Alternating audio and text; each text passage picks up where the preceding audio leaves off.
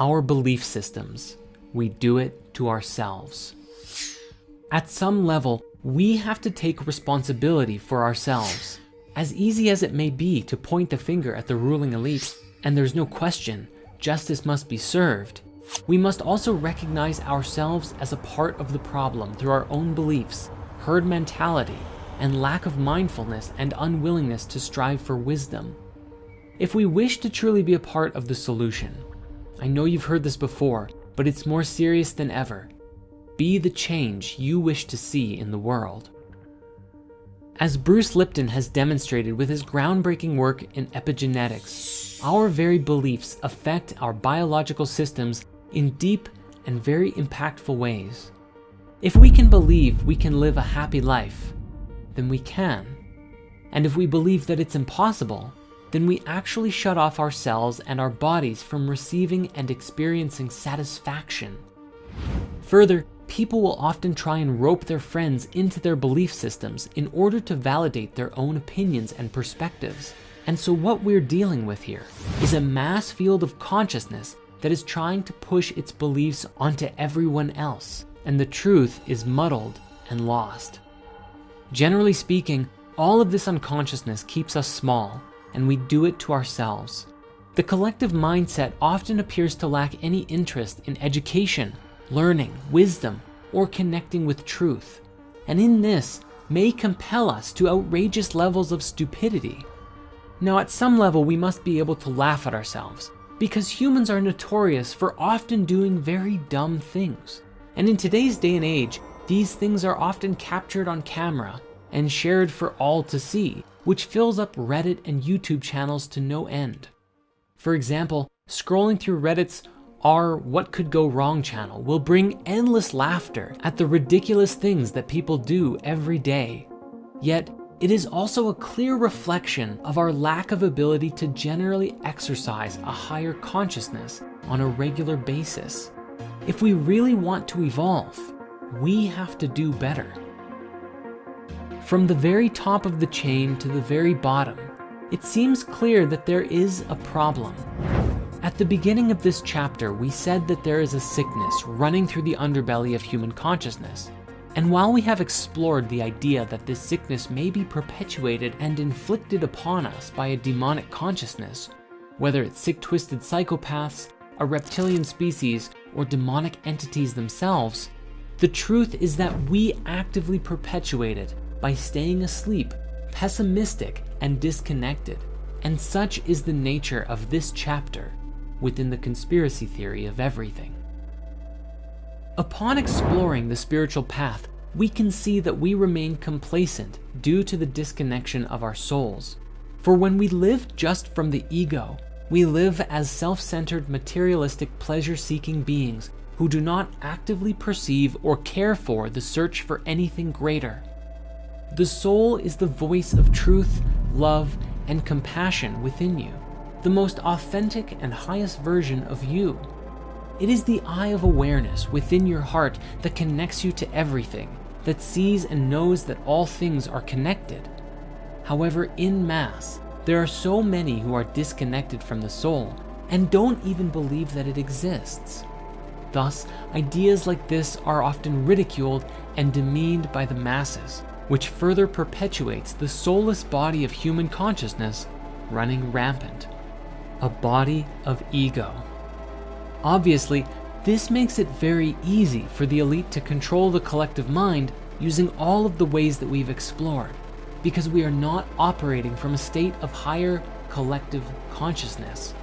Rather, we are operating as if we are chickens with our heads cut off. Yet, if even but a glimpse of the soul can be seen, which often happens through lucid dreams, near-death experiences, psychedelic experiences, or other personal transformational revelations, an individual is usually changed forever. It is very difficult to go back to the way things were when you suddenly see and experience within that you are a part of something so much greater than yourself, and that your own thoughts, feelings, and actions have a direct impact on the world around you. How could you go back to being ignorant of this once you know a higher truth? We must be mindful that solving this problem must be taken from both ends of the spectrum. Those who are perpetuating the crimes against humanity, the mass manipulation, the pedophiles, the rapists, the murderers, all of them must be brought to justice. However, if we think this will solve all of our problems, we are sorely mistaken. For if we remain asleep and complacent, we remove one leader and a new one just takes its place, and the cycle continues forever. Thus, the other half of the equation is that we must also take it upon ourselves, each of us, to evolve our way of thinking, to heal the connection with our soul, and to be examples of what it means to be virtuous, soulful, and compassionate. But again, this is only still just the beginning, for our journey of waking up also stands in alignment with the evolution of technology and the introduction of new tech that will forever shape the future as we know it.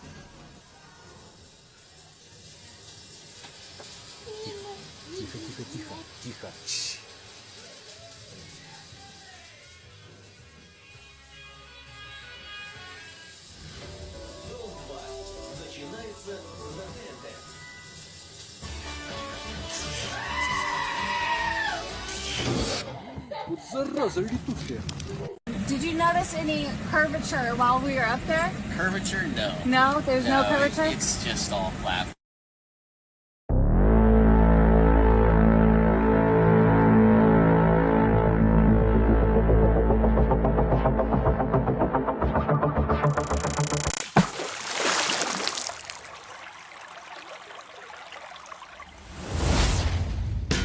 You shake my nerves and you rattle my brain. Too much love drives a man insane. You broke my will, oh what a thrill. Goodness, your wreckage is quitting balls of fire. I let the love all I thought it was funny. You came along and you moved now, honey. I changed my mind, but it's fine. Goodness gracious, quitting balls of fire. You kiss me, baby. Ooh, it feels good. Hold me, baby. Girl, just let me love you like a lover should. You're fine, so kind. I'm gonna tell this world that you're mine, mine, mine, mine. I took my nails and I twiddle my thumb. I'm real nervous, but it sure is fun. Come on, baby, you drive me crazy. The goodness gracious, quit balls of fire.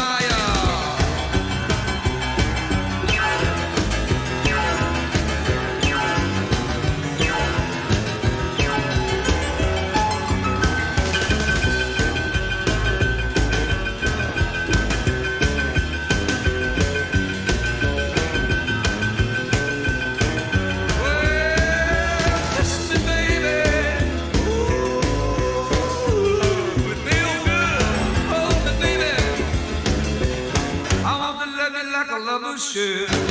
You're fine, so kind. I got to tell this world that you're mine, mine, mine, mine. I treat my nails and I twiddle my thumb. I'm real nervous because the show is fun. Come on, baby, drive me crazy. Goodness gracious, quit balls of fire.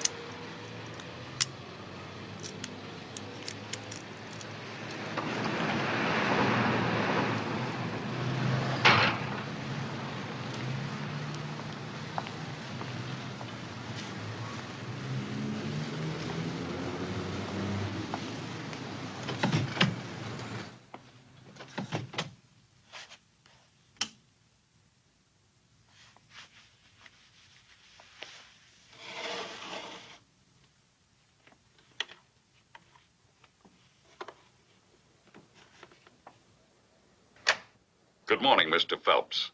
The man you're looking at is Walter Townsend, one of our high-ranking intelligence officers, whom we recently discovered is a top enemy agent. Upon learning this, we allowed Townsend access to false information, which will cause his country severe embarrassment if believed and acted upon. Unfortunately, this man, George Simpson, Townsend's only contact in America, discovered the information was false and reported to his superiors that Townsend had defected. However, his superiors are aware Simpson is jealous of Townsend. The truth or falsity of this information is so important that they are sending their most brilliant intelligence officer, Stefan Miklos, to investigate. Your mission, Jim, should you decide to accept it, is to make Stefan believe Townsend's information. As always, should you or any of your IM force be caught or killed, the Secretary will disavow any knowledge of your actions. This tape will self-destruct in 5 seconds. Good luck, Jim.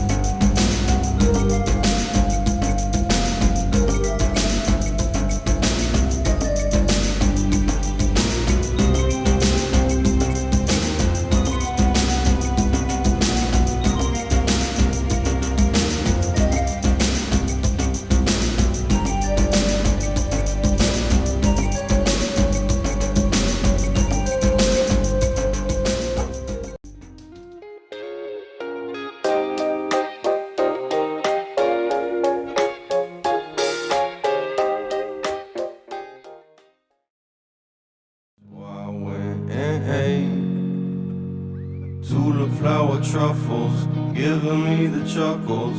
Ha ha ha ha ha ha ha. Those tulip flower truffles, giving me the chuckles. Ha ha ha ha ha ha. That's why I'm singing.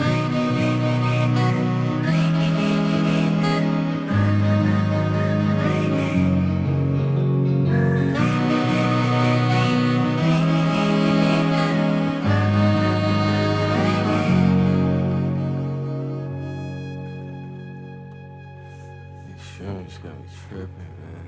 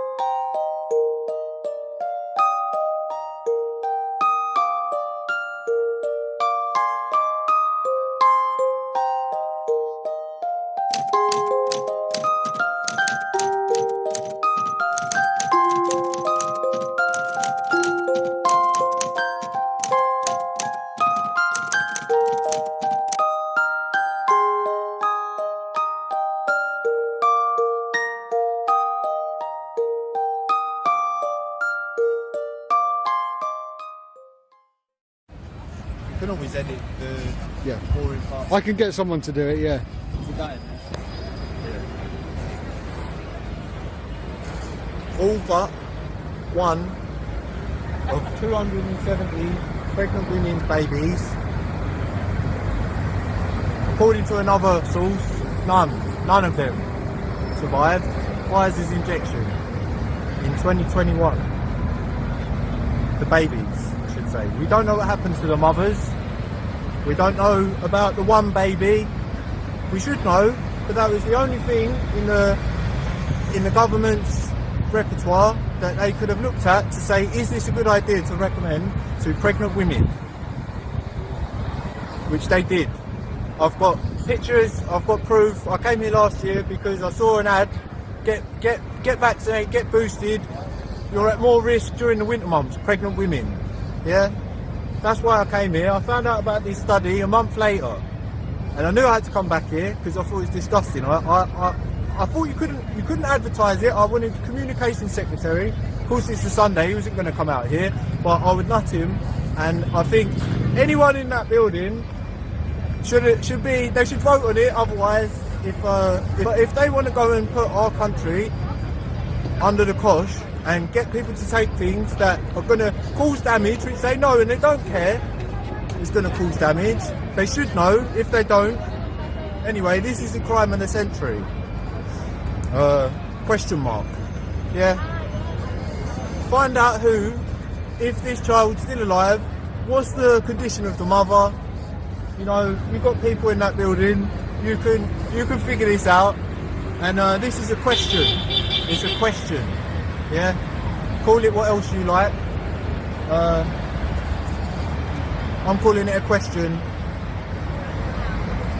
Yeah, hopefully someone will catch it. That's what we're hoping. Someone will catch it, and we'll get to the bottom of this, give you a reasonable time frame, and then we figure out what happens next. Because this is the only scientific thing that says anything about these injections for pregnant women, as far as I'm aware.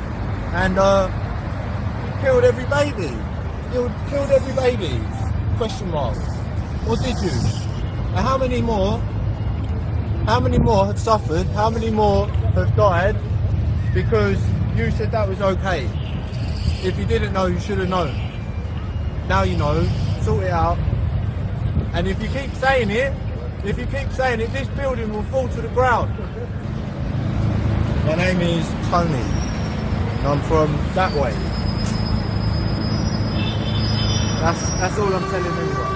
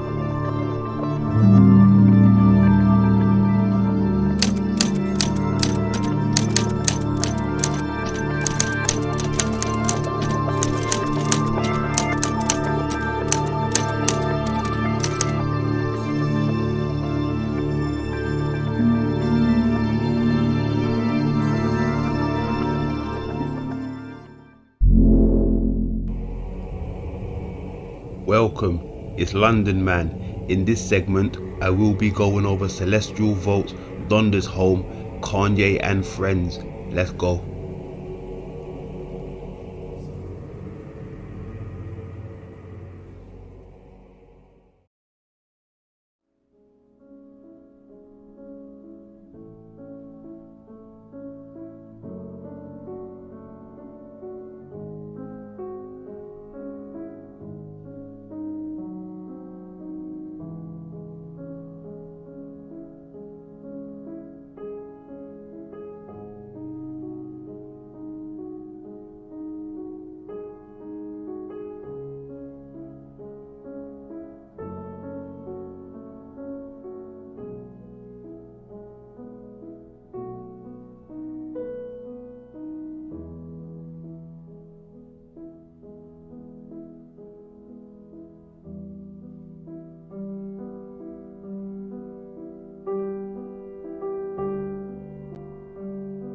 Thunder.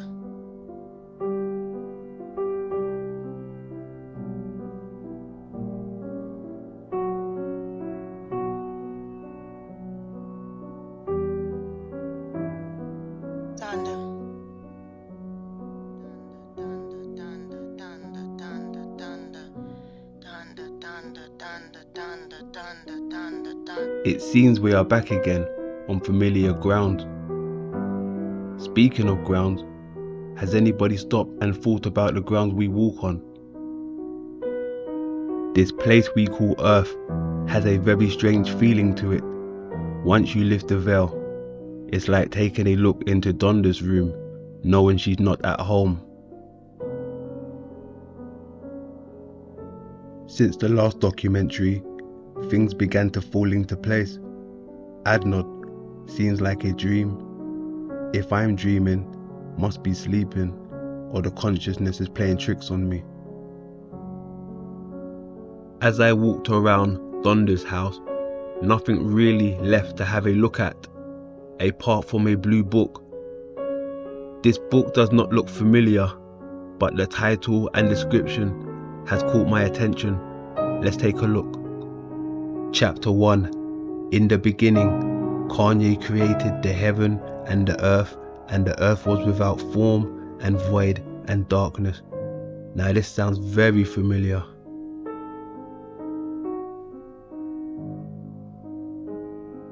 I almost forgot I was still in Adnod and the sun was almost down and the night sky told a different story. Kanye West was in town with a few friends. Had to plan my escape, somehow look for the exit. It was plain to see something was about to happen, about to take place.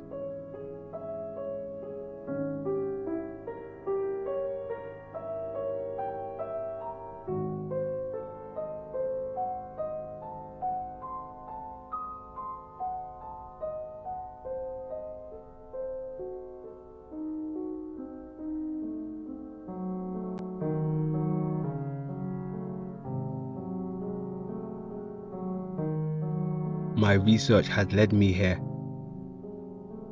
I want to show you a few things I found through my research.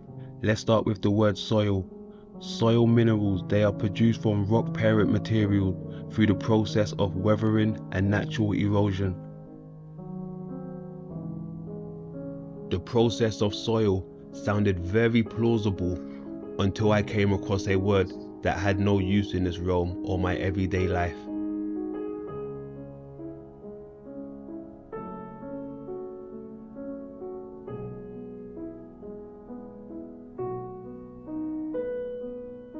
Now, if you remember the mirror effect from the first segment, the same method applies with the word soil.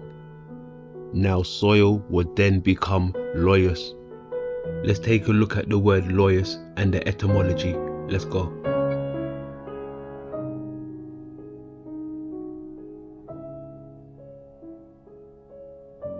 The description to this residence fits a certain household: ring, halo, ancient dwelling, garth, enclosed, space.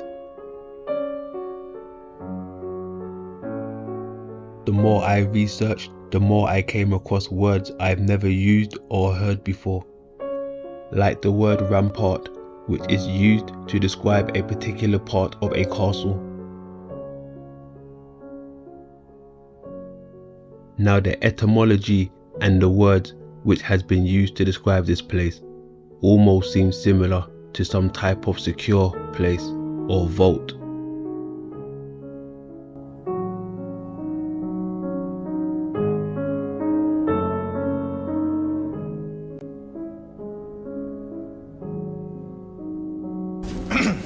We've surrounded this chamber. Every type of detection device we could think of. Air pressure, motion, light sensors, ultraviolet, infrared, all spectra. Temperature to 1/100th of a centigrade, actually. An electric grid to a fraction of a millivolt. Magnetic, electromagnetic. On the quantum level, we've constructed an atomic net, exactly 1 particle thick, right? So if anything passes through it, anything, be it strange or charmed or up or down or backwards, it'll create a wave pattern.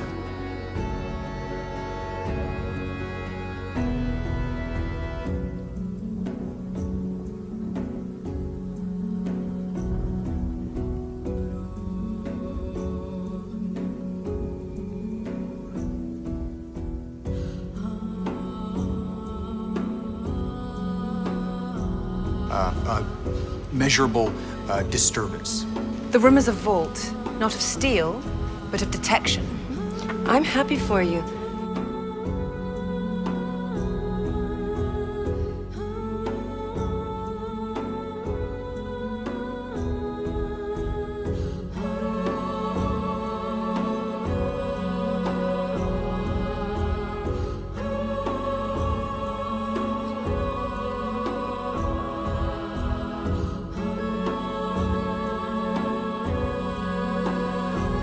Dr. Holloway, tonight, in this very room, we intend to verify empirically in the human species the existence of a soul.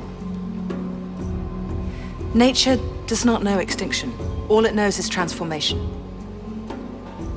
And everything that science has taught me and continues to teach me strengthens my belief in the continuity of our spiritual existence after death. Nothing disappears without a trace. Soul. I'm not here for your entertainment. I'm an evangelist. So my music, my films, every conversation, every room I go in, we're here to save souls. What happened? As in Jesus died to save it.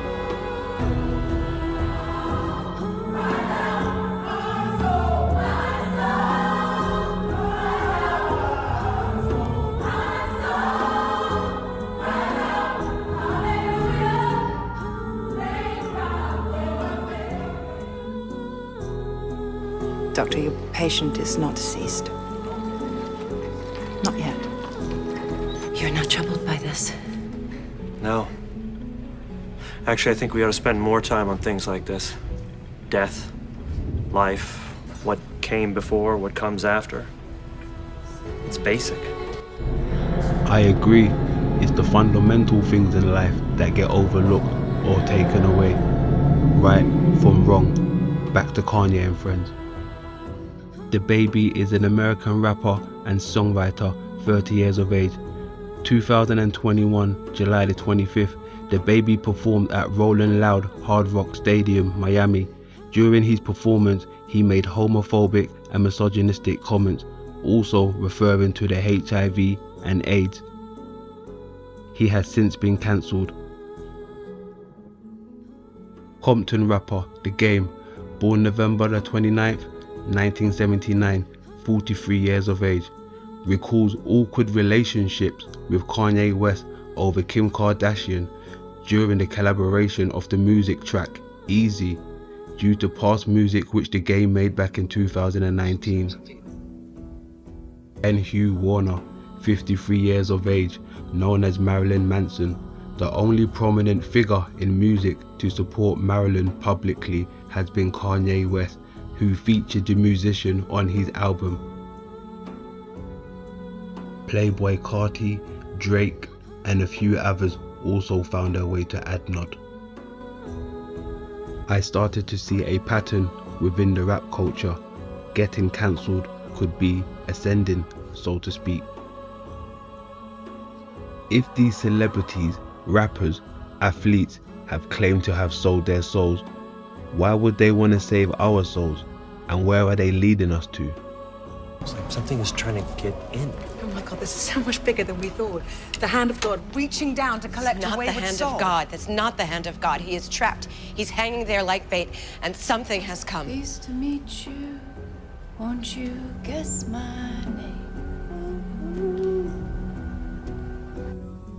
I agree. Something has already come, or it's on its way. We are approaching Christmas. Guess who's coming to town?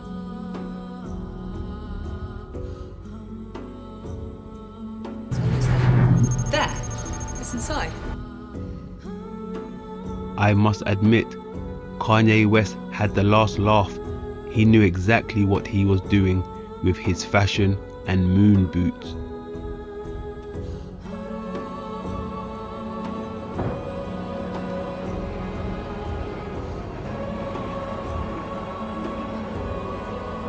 Is there anything there?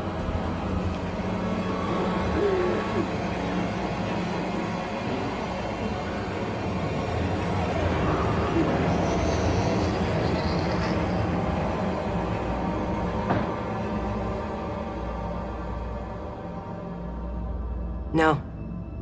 This last post by Kanye West was uploaded and taken down immediately. As you can see, he is on the moon's surface looking into a crater. I'm only here to expose the powers that should not be. The rest is up to you. Till next time, lay low, look after yourself, love over war. And the Bible said I can't have any more sex till marriage. No drip to Paris, the meek shall flourish. So where's my heiress? You wouldn't understand. Out there in this area, your friends are staring, everyone's a caring. I want to show you the mirror effect from the Hollywood movie Guardians of the Galaxy. Watch as they leave the moon, which is represented as a skull, coming to Earth.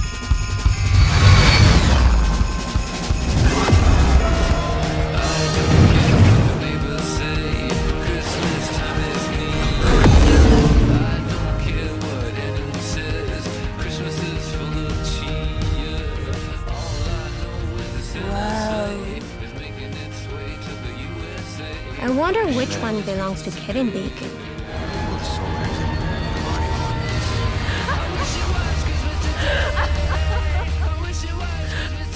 Drax, why are they staring? You put the cloaking device on like you said you did, right? Yes.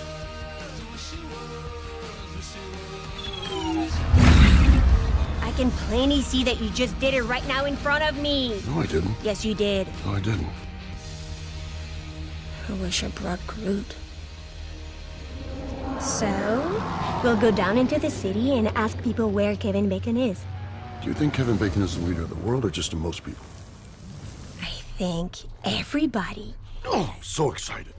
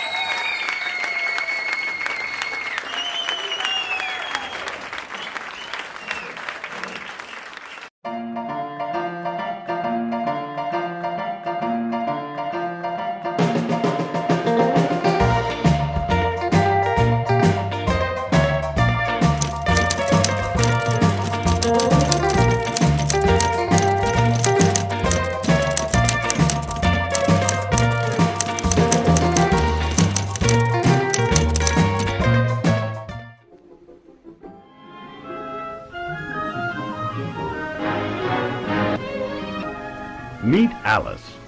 She has just arrived home from a hard day at work. She switches on her computing machine and looks to see what her friends have been up to on Facebook, the electric friendship generator. First, she checks in to see what Timmy's been up to. Alice and Timmy have been going steady for 6 months, and she thinks he's a real swell guy. Alice hasn't spoken to Timmy since last evening, and can't wait to see what his day was like. That's funny.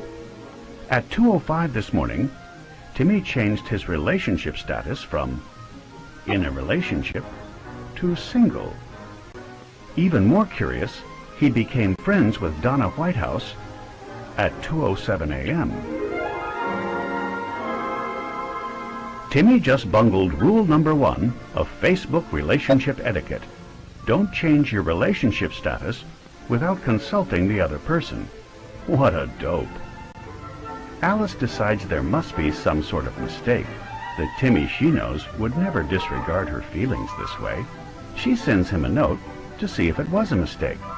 Alice waits, and waits, and waits.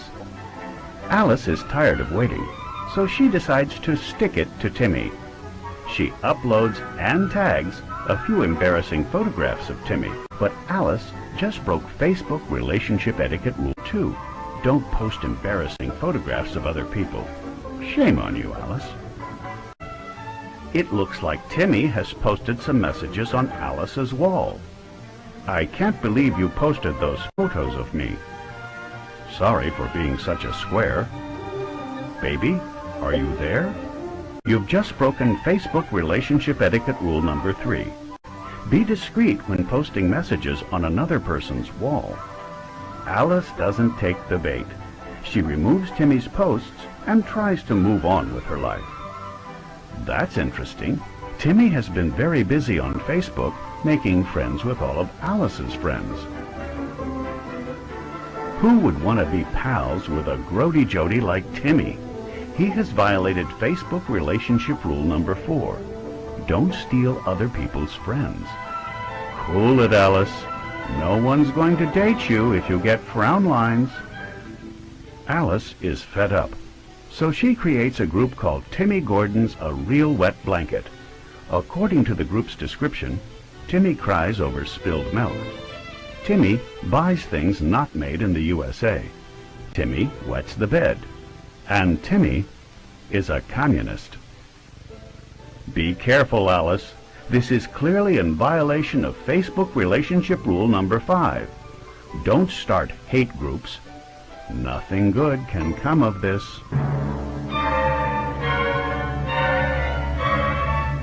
What did I tell you, Alice?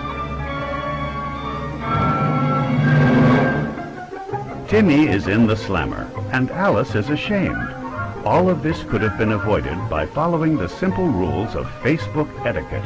Don't be bungleheads like Alice and Timmy.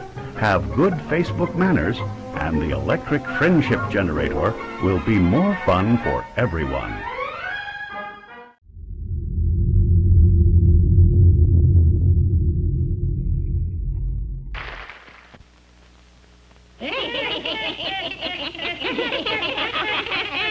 Poor Cinderella. She couldn't go to the ball until she cleaned the sink. Now Cinderella had it tough. To have no babbo made it rough. She worked harder than a dog. But she couldn't get rid of old sink smog. So sad she didn't have babbo. So sad she didn't have babbo. Too bad. She could only wish she had. Brighter, brighter babbo. And then appeared a fairy queen who said, Here's how to get things clean. Babbo is Power Pack Suds, my dear. We'll make that sink smog disappear. Yes, Babbo's Power Pack Suds sweeps away sink smog in seconds. Whee! No more drudgery. It's Babbo for me. That's why so many, many, many my brighter, brighter Babbo. No sink smog with Babbo.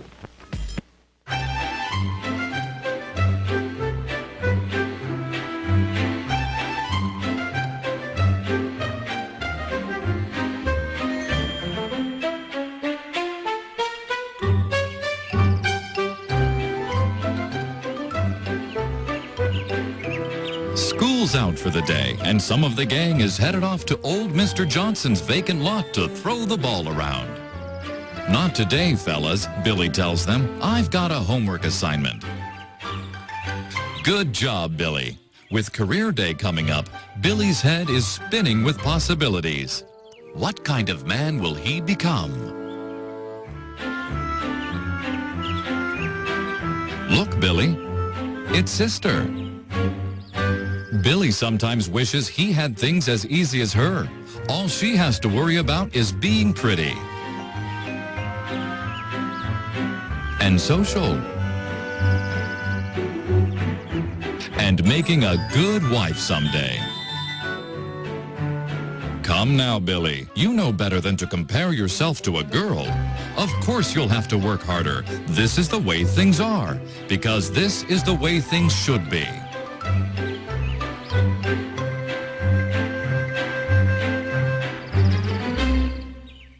Now, more than than ever, Billy's determined to do a good job. Dad's home. Billy's dad is a fudge packer at the local candy factory. Father needs to relax after a long and draining day. Mother tries her best to help him loosen up.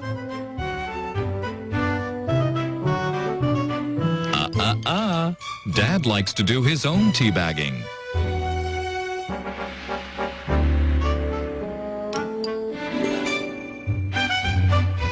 What's that? A knock at the back door. Yes, Father is always willing to accept visitors through his back door.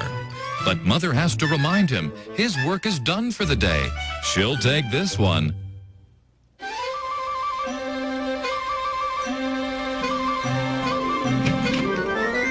It's Betty Henderson, the grocer's wife. She's arrived with the finishing touches for dinner. She always knows just what Mother needs. Betty is very independent for a woman, but it's okay because her husband isn't at home. While he serves his country overseas, Betty is minding the store, delivering her goods to all the wives in the neighborhood. Nutritious things like eggs and avocados. Dinner's almost ready and everyone helps out. Sister sets the table.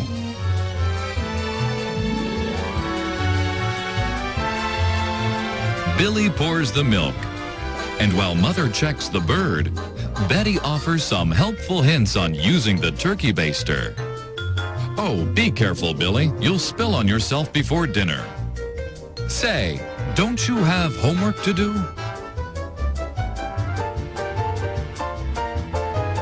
Mother likes Betty and is always open to a helping hand.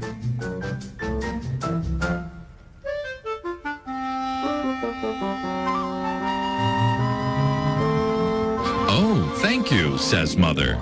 Mother's saving up green stamps to get Sister some jewelry for her birthday.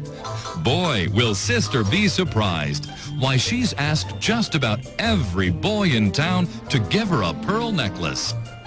Betty appreciates Mother's interest in stamp licking and decides to throw in a little extra, knowing how close Mother is to her final goal.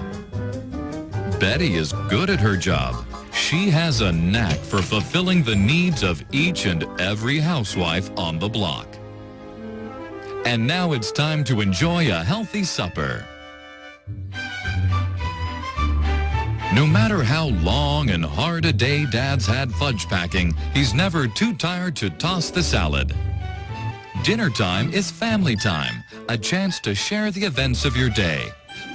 I have to write an essay for career day at school.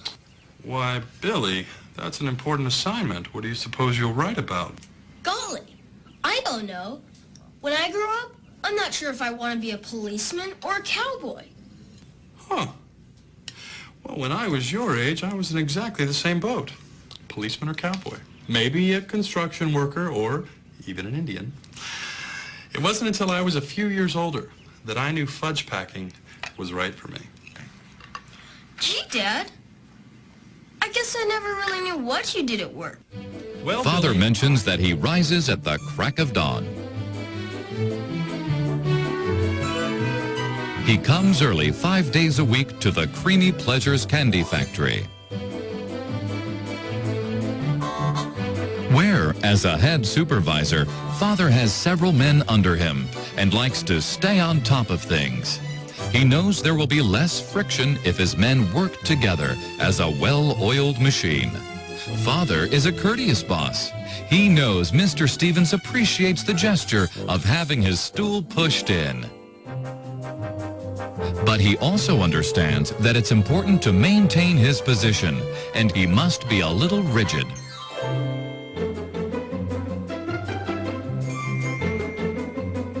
Make sure that's not dirty, Sanchez.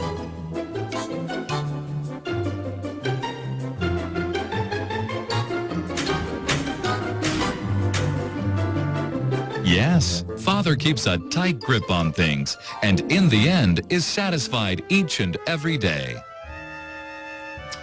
And so, young Billy, that is my day. Gee, Dad. Do you think fudge packing is for me? Too soon to tell, Billy. Too soon to tell.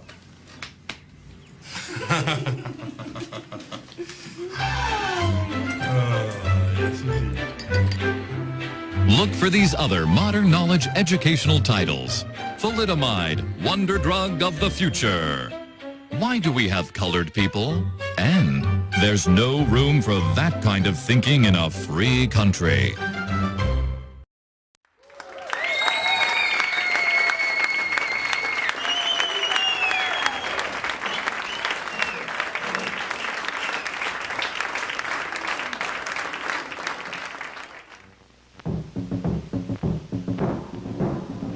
Here's how John Smith was saved by Pocahontas and new Babbo, world's sudsiest cleanser.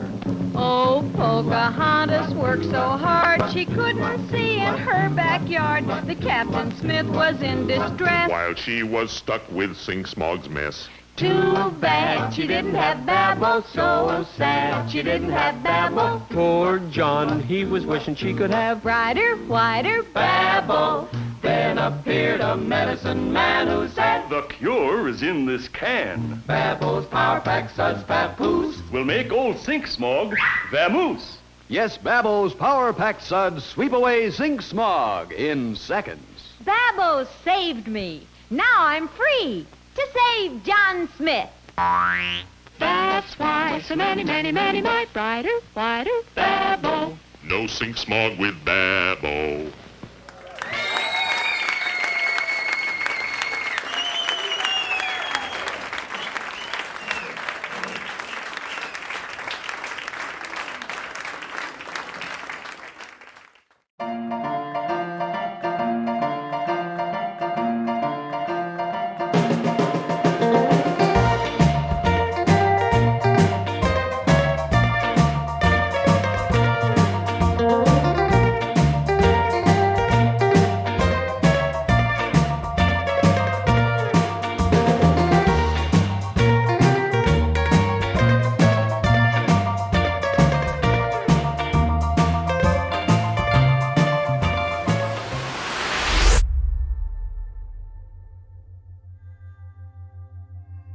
A long-time researcher of shamanism and spirituality, Sol Luckman is an iconoclastic psychonaut, devoted to exploring and exposing the truth about human history and potential, wherever that might lead. An artist and accomplished writer, Sol Luckman's body of work is extensive, exceptionally well written and profound. What makes his life's work so important to me is that he speaks from direct experience.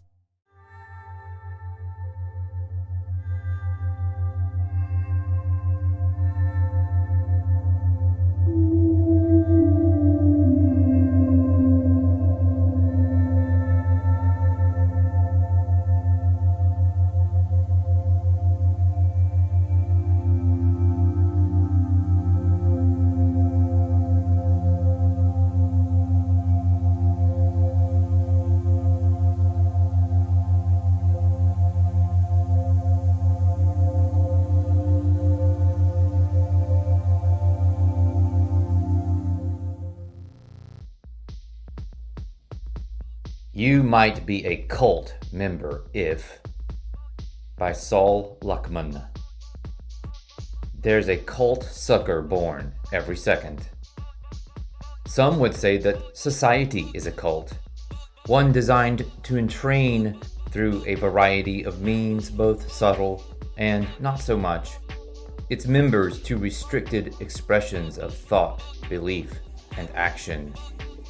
I tend to agree with this perspective. If you ask me, it could hardly be more obvious that some kind of powerful hypnotic force is remote controlling the vast majority of human beings, including many of those entrenched in so-called truther communities. But even if we take a less wholesale approach to the subject, it's clear society is, at the very least, made up of innumerable cults, plural, religious ones, social ones, financial ones, ideological ones, cults of personality. The list, like Bilbo's endless road, goes ever on, and sadly it just gets slipperier and slipperier. All cults, textbook or otherwise, cultivate essentially mindless or other-mindedness acceptance of sometimes unproven, often patently absurd, and usually self-destructive ideas and accompanying acts. See 2020 through 2022 for a pointed lesson in how shockingly effortless it is to induce worldwide cult formation with a bewildering range of disempowering consequences. To be absolutely clear on this critically important point, the real danger with cults isn't their leaders, however delusional and or despicable. It's their robotic foot soldiers who blindly believe in them and blithely do their dirty work, often against other cult members. This is a particularly nasty plot twist that has turned into little more than a cliche, as lobotomized minions gleefully go to work throwing each other under the cult bus to please their megalomaniacal mind controllers for precious little except mental slavery in return.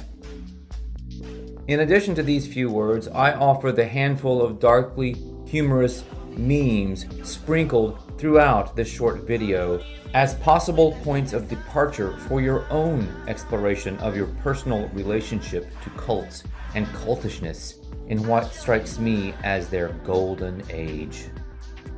I myself have been tricked into ignoring my own eyes and ears in favor of what I wanted to see and hear in what was, in retrospect, undeniably a community with a cultish vibe. And believe me when I say I paid the price for my own denial of what was right in front of me the whole time. Truly, we benighted humans tend to learn as we burn. Here are a few questions well worth asking yourself if you're truly seeking to be sovereign in mind, body, and spirit. Otherwise, best of luck to you in the clown show. 1. How deep does your individual hypnosis run? 2.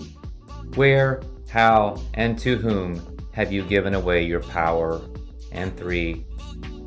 Are you genuinely trying to break free, or merely lying to yourself that you're trying?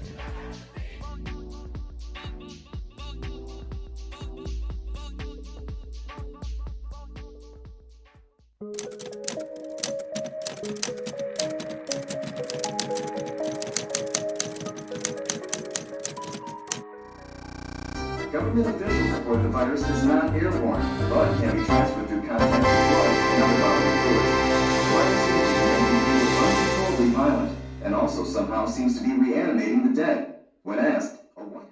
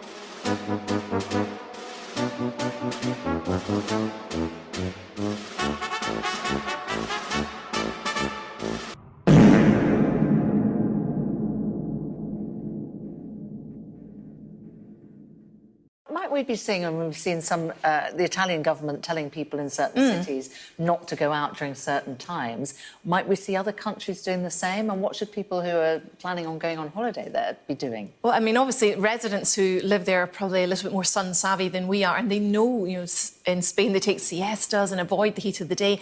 But yes, people travelling to these countries really need to think that this could be the future of European summers, that Europe is the fastest warming continent right now. We are going to see more intense heat waves, more frequent heat waves, more prolonged heat waves. And if you're going to experience those kind of temperatures, I think you won't be able to have the traditional beach holiday. You will want to be staying inside, and then it's very difficult. I think the tourism industry obviously will be slightly affected by this because it will put certain people off travelling. If you've got an underlying health condition, these temperatures are not good. Afternoon. Wow. What happened? No, I do not. I don't think we were prepared for this.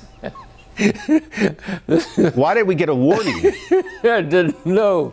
That was. I mean, goodness. That's one of those. This world's graphics. 150? It's Larry. This is dire. We need you to get it together. I'm sorry. Let's talk about the actual temperature. Why do we know about this? 92 today. 90.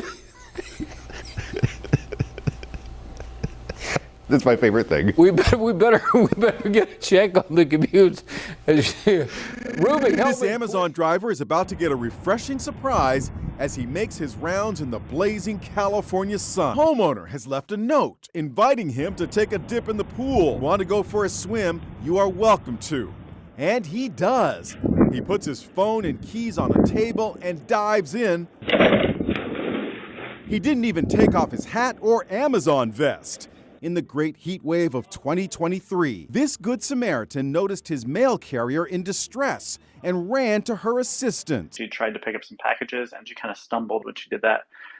And when I saw her do that, I was like, she's going to faint if she tries to walk to my house. She's pregnant and is having a hard time with her deliveries on day 26 of unrelenting 100-degree heat. In Florida, people are still flabbergasted that the water off Manatee Bay is as hot as a hot tub. It is hot. Oh my goodness. Around 100, 102 degrees is the sweet spot. That's what you guys have this at. That's what we have it. And that's what the water in Florida feels like right now. Amazing. Yeah, Hard it's to crazy. believe. Let's try this.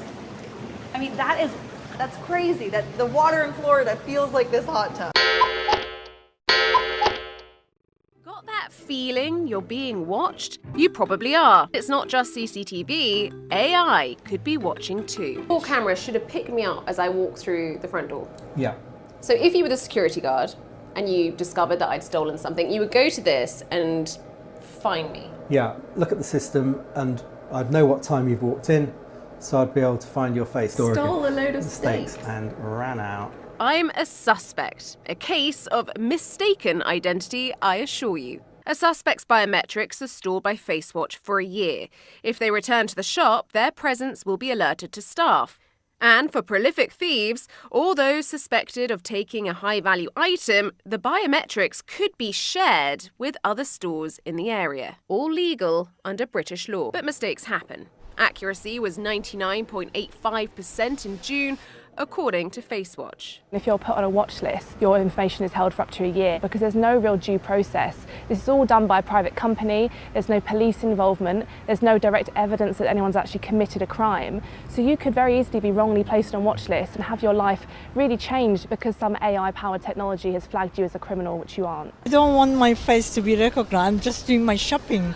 I mean, it's uncomfortable, but I mean, I understand why they're doing it. In the 30 minutes we were at this Walgreens, we watched 3 people, including this man, steal. Did that guy pay? Did that guy pay? A woman caught on surveillance camera stuffing a 6-pound ham down her skirt in a convenience store. The woman and 2 men are seen standing by a cooler, and then the woman sneaks the ham down the front of her floor-length skirt. The store isn't that big, but the thieves were still able to get away with almost 8 pounds of meat without being caught. Well, once the owner realized what was missing, he then checked the security cameras and he was blown away by what he saw. The woman already had several packages of bacon in her skirt before stuffing the ham, and he's pretty sure that this wasn't her first time in the store. He says that these got away with about $80 worth of meat.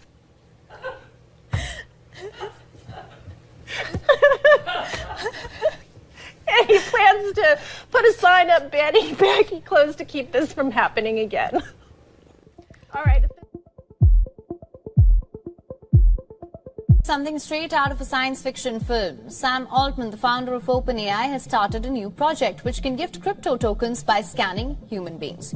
You heard that right. WorldCoin. It aims to provide a unique world ID to humans.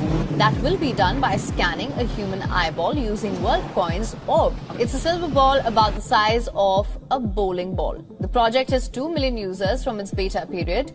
With Monday's launch, WorldCoin is now scaling up orbing operations to 35 cities in 20 countries. Cryptocurrency blockchains can store the world IDs to preserve privacy and cannot be controlled or shut down by any single entity. The project believes that world IDs will be necessary in the age of generative AI. The project adds that world IDs could be used to differentiate between real people and AI bots. OpenAI says the idea is to ensure the user is a person and not a bot.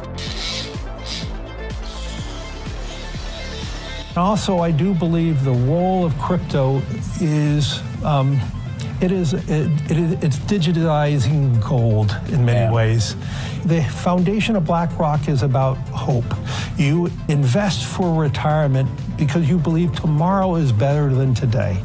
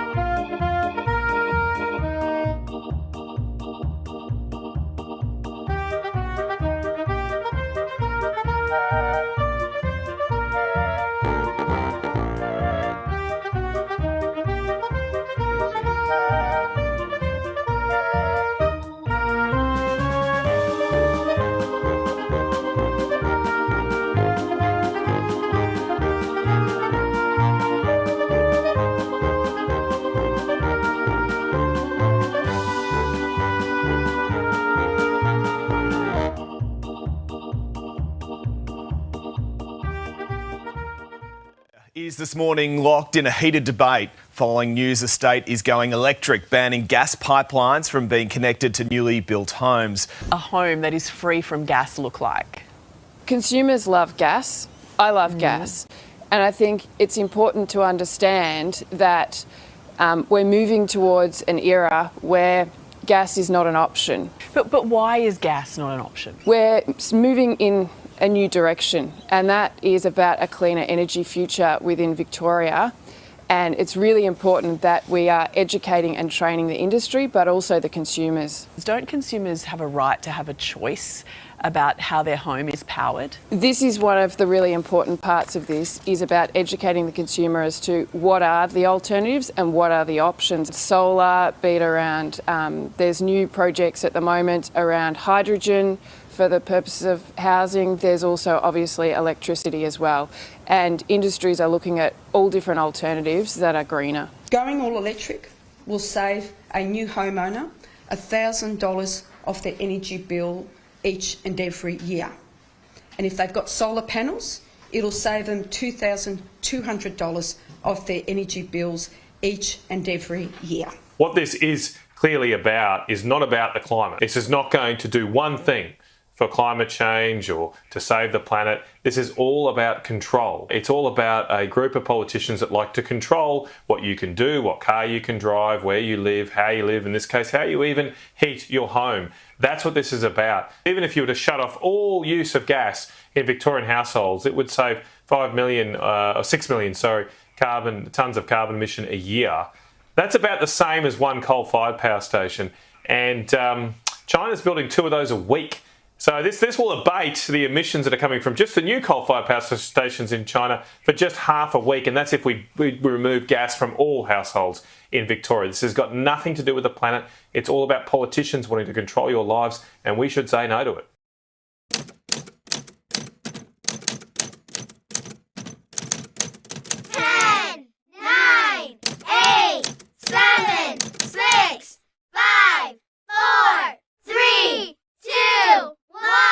But it was very clear that President Zelensky was very angry at the attack on Odessa overnight, and he's vowed that they will defeat the Russian evil. Yeah, I wonder how he'll plan to do that. Odessa's been the target, but is it just because of grain? Why is Russia carrying on with this? The Russian evil. Yeah, I wonder how he'll plan to do that. Odessa's been the target, but is it just because of grain? Why is Russia carrying on with this relentless onslaught?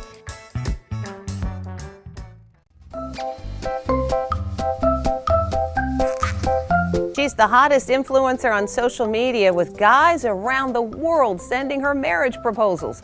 But she's not a real person. She's an AI creation. It's not hard to see why this young lady has the internet on fire. She's a bikini-clad knockout, and guys are going nuts for her. Meet Mila Sophia, her social media full of eye-popping photos.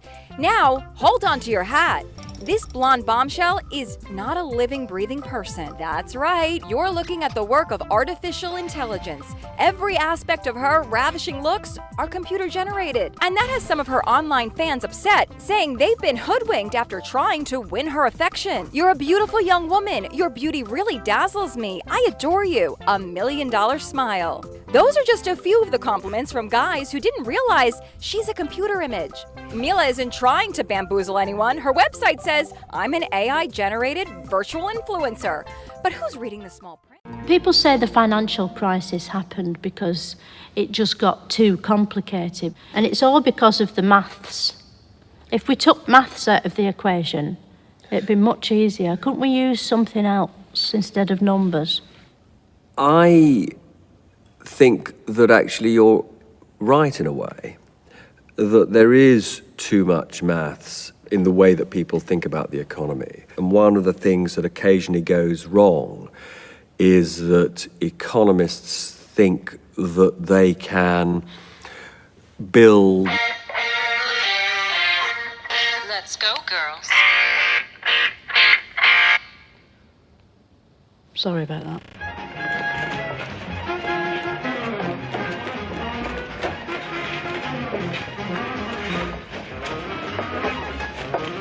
Florida Limited leaving on track 1 for Washington, Charleston, Savannah, Jacksonville, and Miami. All aboard!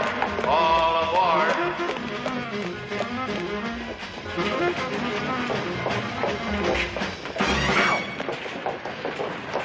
What's the matter now? How do they walk in these things, huh? How do they keep their balance? Must be the way the weight is distributed. Now, come on. It is so drafty. They must be catching cold all the time, huh? Will you quit stalling? We're gonna miss the train. I feel naked. I feel like everybody's staring at me. With those legs, are you crazy? Now, come on. Let's go, girls. Come on. I'm going out tonight. I'm feeling all right. Gonna let it all hang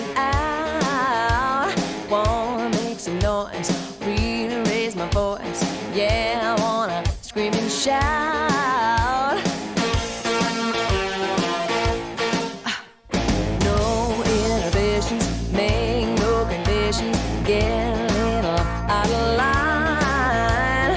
I ain't gonna act politically correct, I only wanna have a good time. The best thing about being a woman is the prerogative to have a little fun. Oh, oh, oh, they're totally crazy, forget I'm a lady. Men, shirt, short skirts, oh, oh, oh, really go wild, yeah, doing that in style. Oh, oh, oh, get in the action, feel the attraction, color my head, do what I dare. Oh, oh, oh, I wanna be free, yeah, feel the way I feel. And man, I feel like a woman.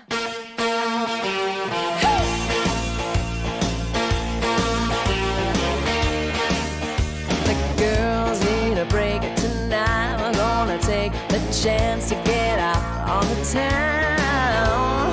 We don't need romance, we only wanna dance. We're gonna let our hang down.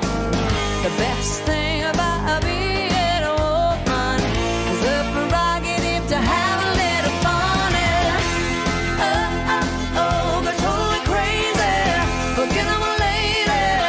Men, shirt, short skirts, oh, oh, oh, really go wild, yeah, doing that in style. Oh, oh, oh, get in the action, feel the attraction, color my head, do what I dare.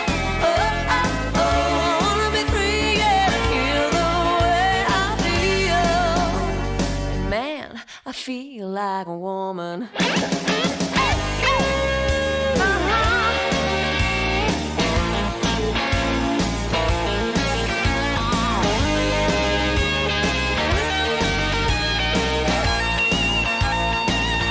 Oh yeah, the best thing about being a woman is the prerogative to have a little fun, fun, fun. Oh, oh, oh, they're totally crazy, forget I'm a lady. Men, shirt, short skirts, oh, oh, oh, really go wild, yeah, doing that in style. Oh, oh, oh, get in the action, feel the attraction, color my head, do what I dare. Oh, oh, oh, I wanna be free, yeah, feel the way I feel. Man, I feel like a woman.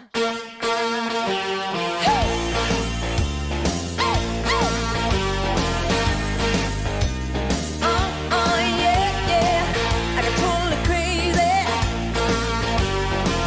Can you feel it? Come, come, come on, baby. I feel like a woman.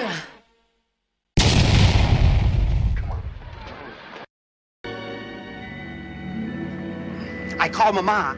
She was so happy she cried. She wants you to have her wedding gown. It's white lace. Yeah, that's good. I can't get married in your mother's dress. She and I, we are not built the same way. We can have it altered. Yeah, no, you don't. That's good. I'm gonna level with you. We can't get married at all. Why not? Well, in the first place, I'm not a natural blonde. Doesn't matter. I smoke. I smoke all the time. I don't care. Well, I have a terrible past. For 3 years now, I've been living with a saxophone player. I forgive you. I can never have children. We can adopt some. But you don't understand, Osgood. I'm a man. Well, nobody's perfect.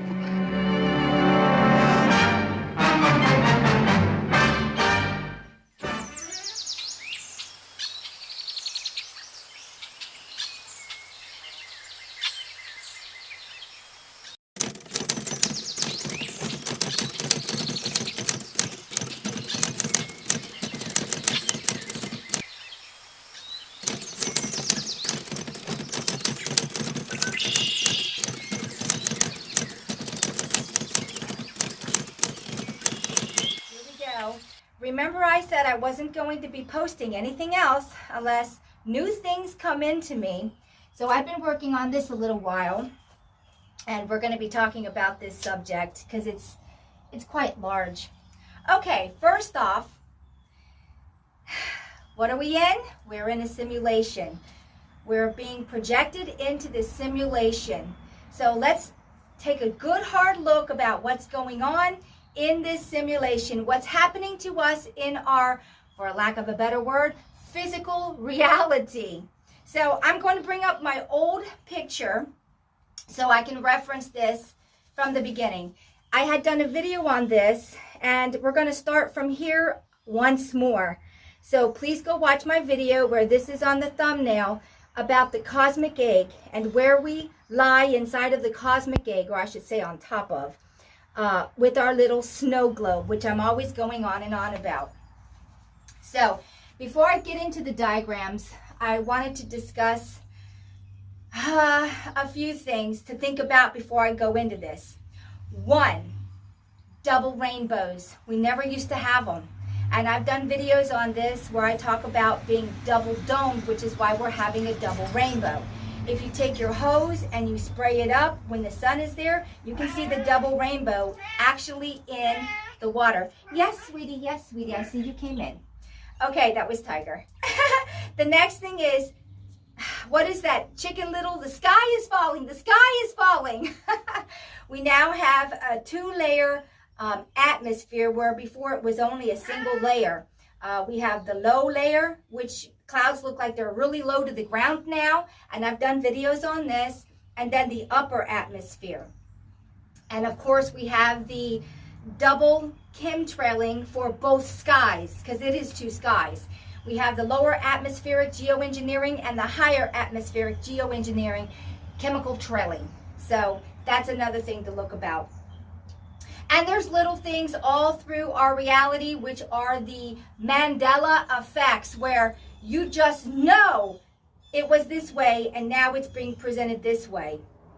And of course, I talk about timelines merging, where you keep information that you have garnered from other timelines into the new existing timeline because you're raising your vibration. The more you raise your vibration, the more you can recall, remember, and see the differences of where you are in the now. Because vibration is absolutely everything. Frequency is vibration. So, knowing the double rainbows, knowing the sky, and then we're going to talk about what I'm going to show you next. So of course I showed you this, and it's the beginning, the basis of, in this simulation we're projected into. Okay, now here's the first picture. Take a look at that. I will be posting all of these inside of my description so you can look at them. This is the top of the dome looking down. This is where, and I talk about the brain and spinal cords. There are many domes on top in this cosmic egg, and they all carry a center, an epicenter of brain and spinal cords. You have the 2. One is the main brain, huge, fallen one, the Anuna or the Anunnaki, whatever you want to call it, crystalline city being, and then there's all the captured brain and spinal cords, you and me or whoever. Actually, not me, but people that have been captured to run the simulation, to run the machine, okay? So this is what we were. This is what it used to be. Let me explain this. We used to be here in this section of our snow globe. This is the entire snow globe. We only reside here in this little tiny section.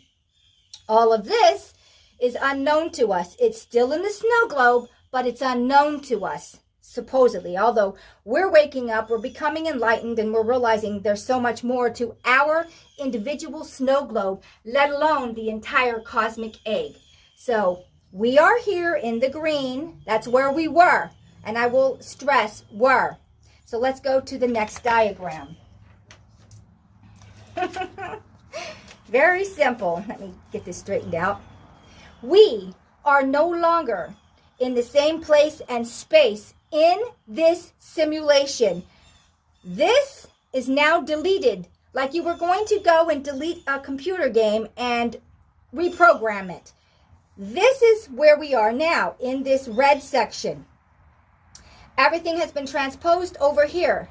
But what has not changed is when you look up, and that's your holographic sky. So from a new perspective here, everything has changed. I mean, everything in your sky is off kilter. It's quite something. When you're looking up and you're like, wow, okay, let's see what's changed. So here it is, the new location. We're no longer here. We are now here, which is another part of your snow globe. Everything's been moved. This is a simulation. Let me stress that again. This is how these things can be done. New location, new moon perspective. So let's go to the new moon perspective. We have always learned, and I am 57, that this is the moon. The moon does what? It waxes and it wanes, left to right, right to left. This is the new position. And the moon now waxes and wanes up and down and even moves a little bit. So it's not strictly just up and down depending on where you are. But this is my position of what I see in the USA in Delaware. And then it'll move a little bit too. Now, I was looking at hieroglyphs the other day. Well, maybe it was a couple of days ago. In some of my books that I have, because I wanted to understand these pictographs. And I saw a picture where the moon is in a time frame with the Egyptians, that the moon looked just like this. And then I started looking into that. And I'm like, whoa, why does the moon look upside down in this pictograph? And I'll have to try to find it and post it in my description when I actually post my video. The moon is completely looking like this. Because in this simulation, it marks a time of great change. And that's why the moon was depicted upside down, because it marks time through the simulation. So this is what we had. This is what we're in. Had in. Interesting. Okay, here's the next one. Here's our dome. And we'll look at this for a second. We've always got the entrance in the middle of our dome. So even though we're in a section, every section will hit a point in this middle. So it's divided into 4 quadrants, which, let me show you that again. This is divided into 4 quadrants, believe it or not. So it's section 1, 2, 3, 4, and I just didn't draw the line in here. But the middle section is in all 4 quadrants. And that's actually relatively important because it's access to up and below. So here we go. The brain and spinal cords are in the middle. They're always in the center of every dome, running this thing, of course. In our projection streams, if you are a brain and spinal cord, this is how you're being projected into your physical avatar, which you think is physical.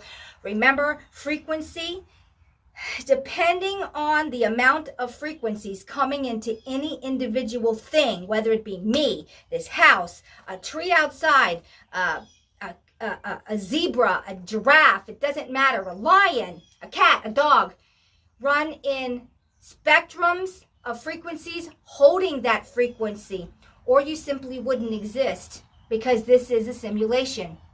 And so I was watching Marina Jacoby the other day. I'm going to have to post her video of that in my description link too.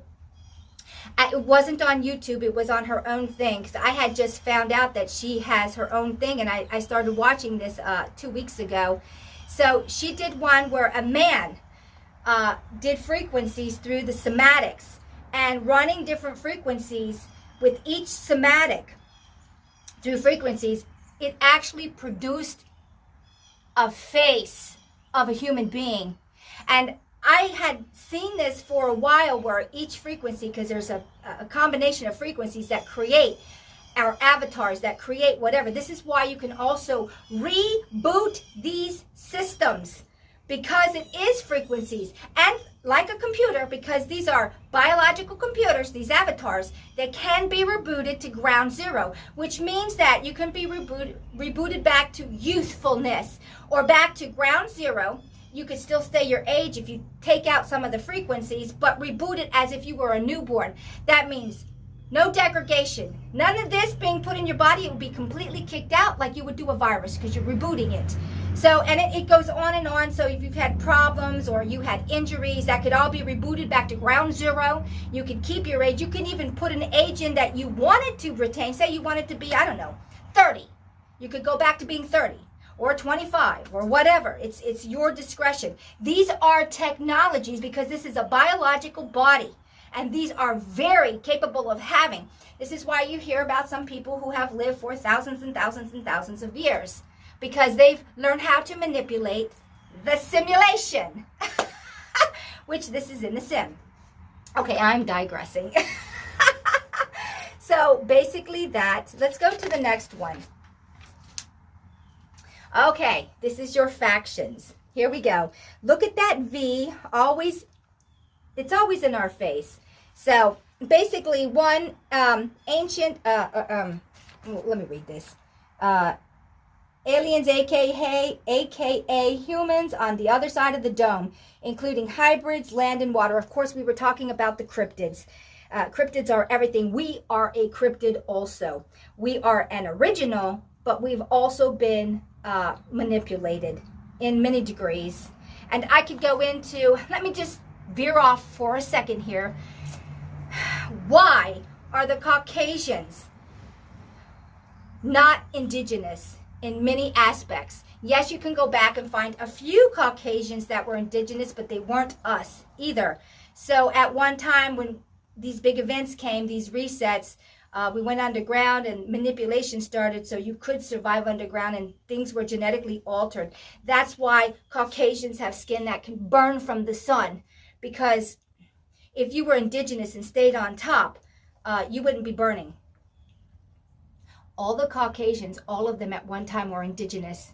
This is what happens when you chimera. You end up with the Caucasian race. All beings were indigenous. There was no such thing as a white being. This is a manipulated shell. This is why we have the light eyes. This is why we have the white skin. We are and were the indigenous, but this is what chimeraing does to your species. Look at me, because this is a chimera.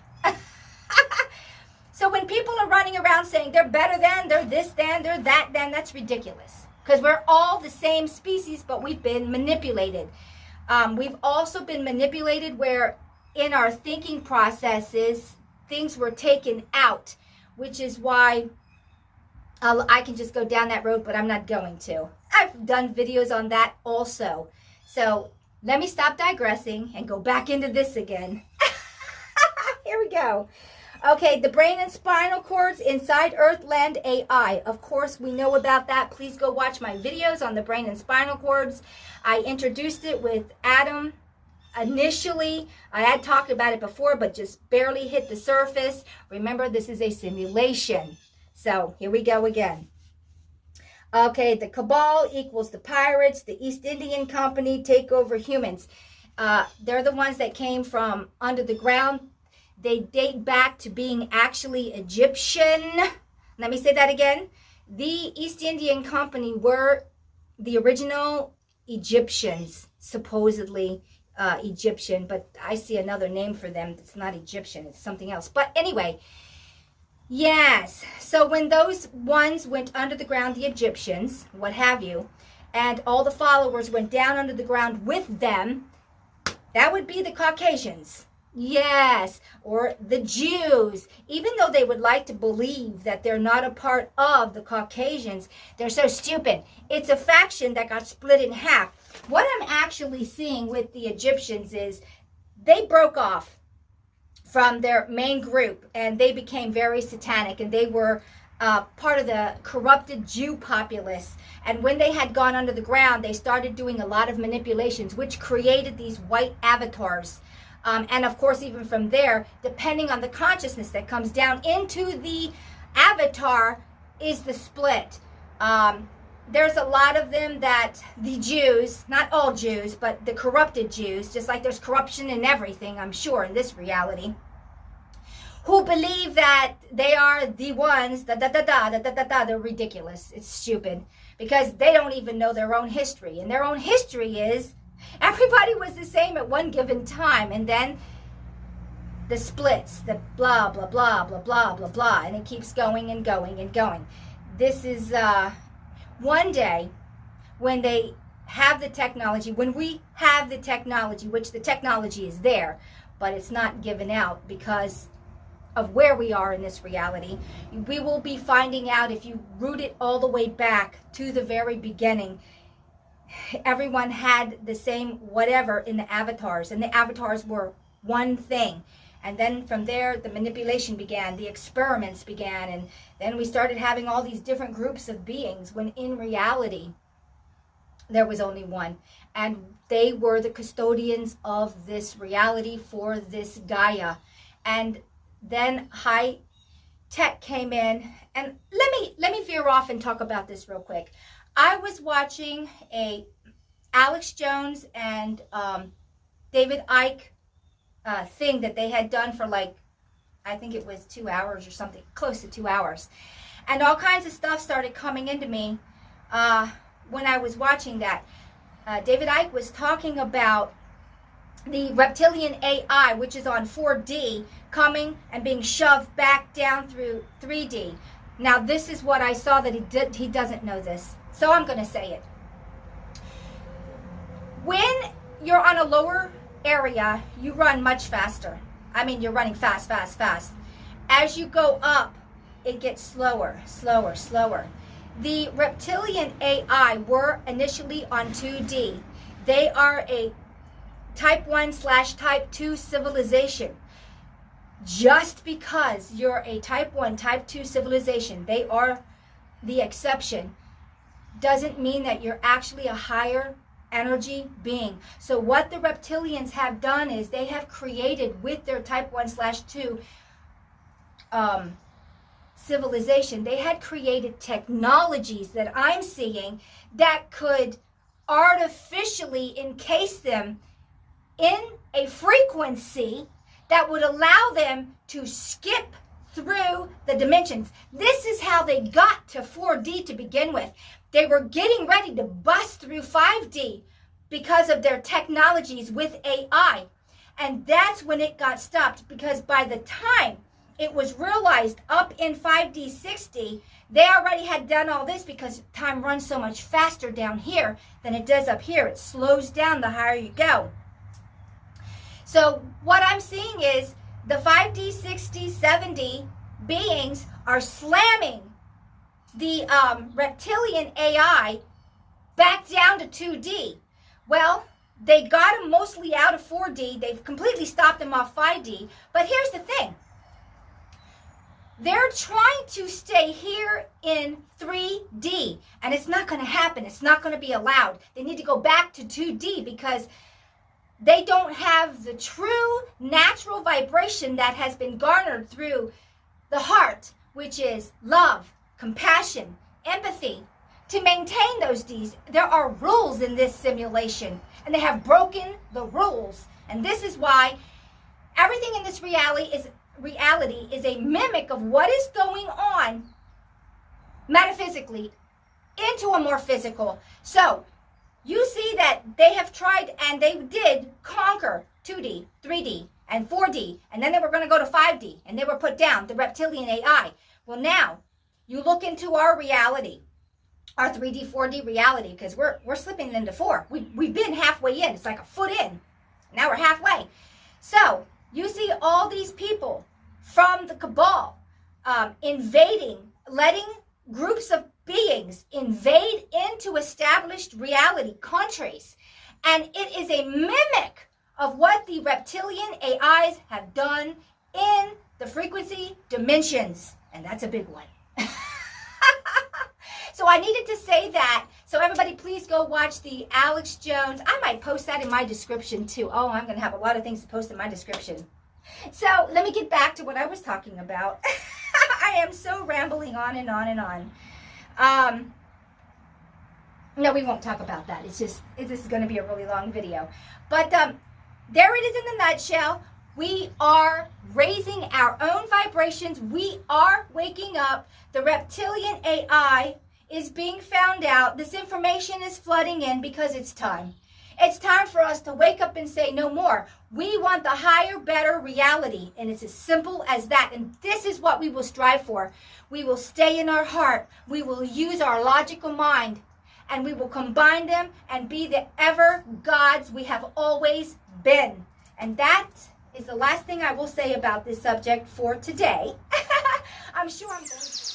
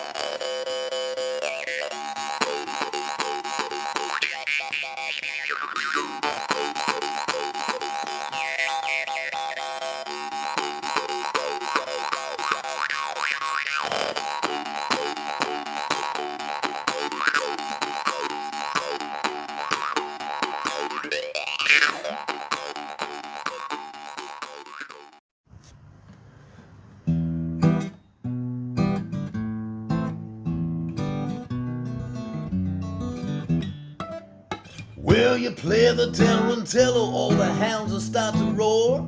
The boys will go to hell, and then the Cubans hit the floor. They drive along the pipeline, they tangle till they're sore. They take apart their nightmares and they leave them by the door. Let me fall out of the window with confetti in my hair. Deal out jacks or better on a blanket by the stairs. I tell you all my secrets, but I lie about my past. Will send me off to bed forevermore.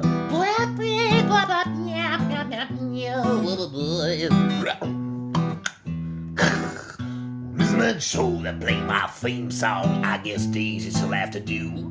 Just get me to New Orleans and paint shadows on the pews. Time to spit on that pig and kick the drum and let me down. Put my clarinet beneath your bed till I get back in town. Just let me fall out of the window with confetti in my hair.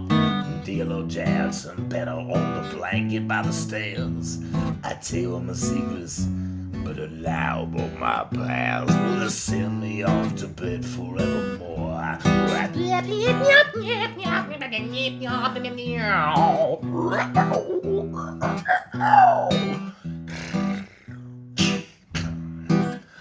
Just make sure she's on calico in the color of a doll.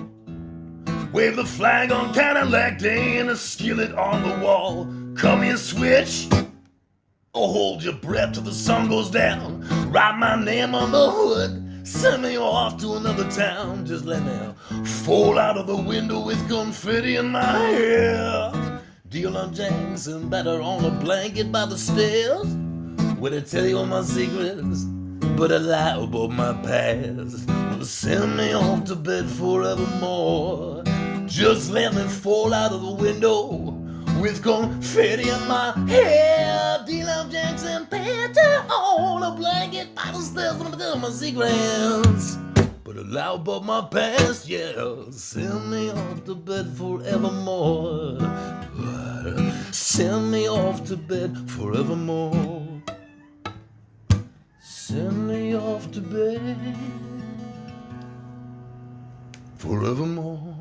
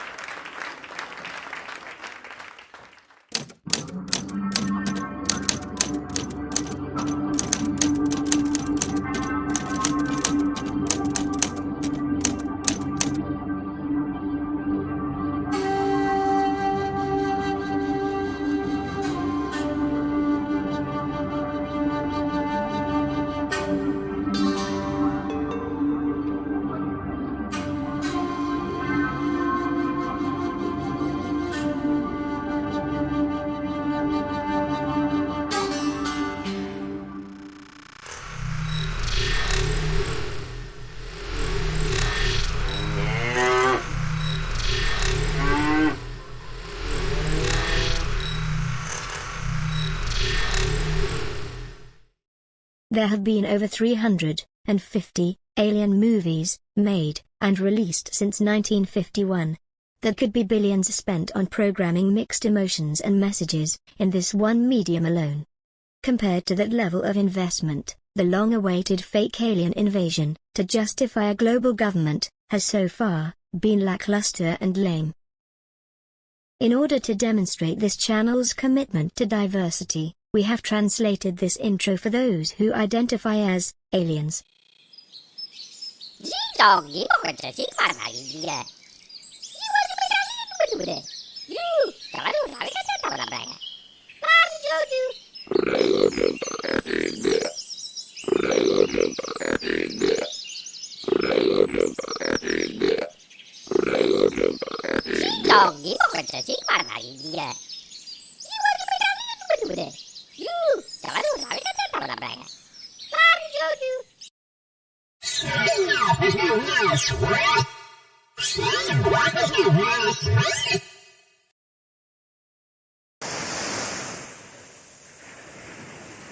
Hey, I am on the shores of Southwest Florida on Sanibel Island. I am holding the camera perfectly still. Can anyone explain to me why the sun is pulsating? Literally pulsating. Nothing is edited. This is a live video. Oh, there's a portal above me. Dennis noticed it. It's a complete circle. It's got one sun there. I blew an O. Another sun. You blew an O. I'll tell you what you blew. But yeah, isn't that fucked up? What the hell? Cocksucker. Yeah. Did you get the whole thing in your picture or what? No, it's too big. But it's a perfect fucking circle. It's too big. What about Plano or something?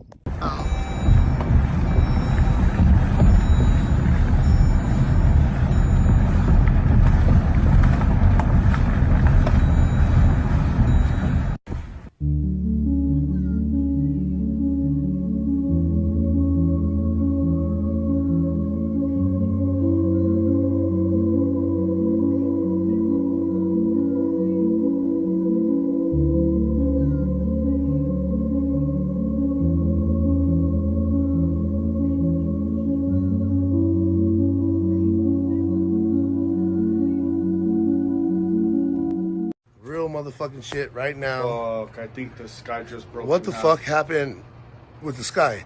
It broke. Why is New Mexico this fucking obvious on our weather? You can either have a sunny day or a fucking cloudy day. But why is it obvious and what the fuck is going on, bro? This is weird. Check this out, everybody. 5:50 in the morning on a Friday. Look at this sky. Pretty interesting.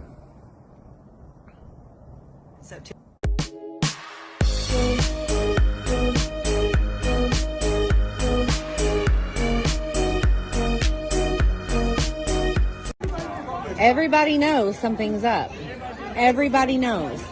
That is not normal. Everyone is looking up, wondering why the sky is split. Look. Sky is broken. And everybody knows something's fishy, don't you? It's fishy, ain't it? You know, that's the first time I ever seen this. That's right. It's fishy. Real mother.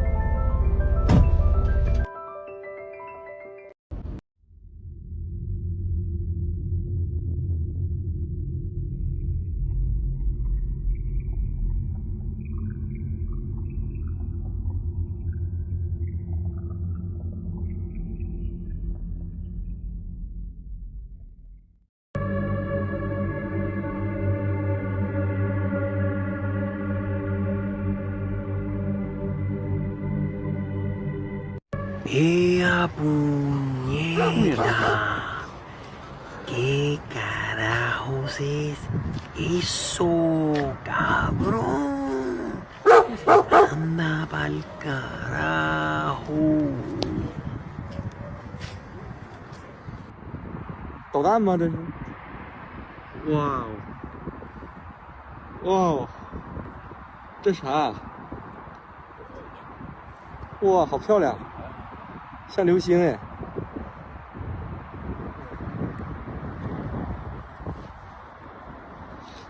真是。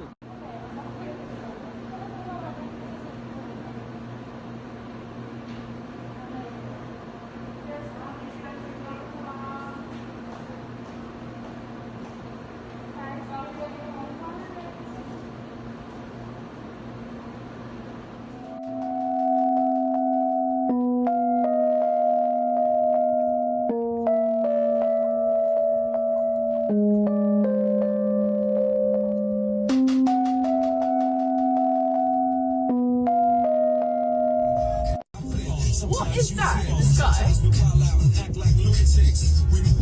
What the hell? What is that? That is so weird.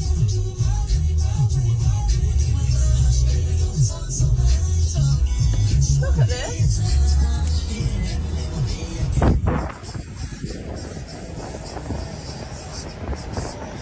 What the hell? There's like loads of them.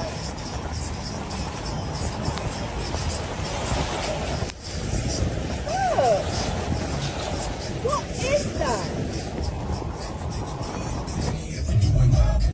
In the meantime, oblivious to nefarious agendas, the real aliens get on with their lives and sign a lucrative deal with Cadbury. On your last trip, did you discover what the Earth people eat? They eat a great many of these. They peel them with their metal knives. Boil them for 20 of their minutes. Then they smash them all to bits. They are clearly a most primitive people. For mash, get smash. Greetings. Here is an important message from Cadbury's for human mothers.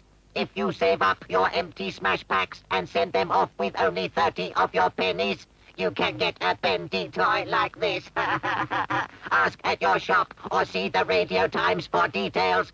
Thank you. 30 pence. We've got to be worth more than that.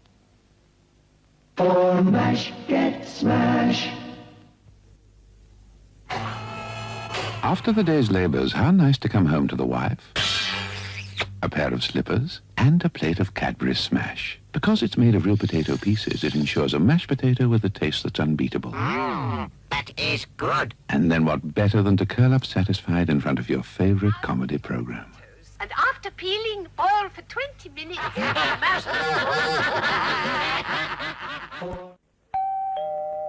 You never know when the neighbours are going to drop in for a chat and a bite to eat. She said, oh, I said, oh. I said, yes, she said, I thought, well. So it's always worth having a packet of Smash handy. Because it's made of real potato pieces, it ensures a mashed potato with a taste that's unbeatable. That is good. And afterwards you can retire to the lounge and show them your latest antique.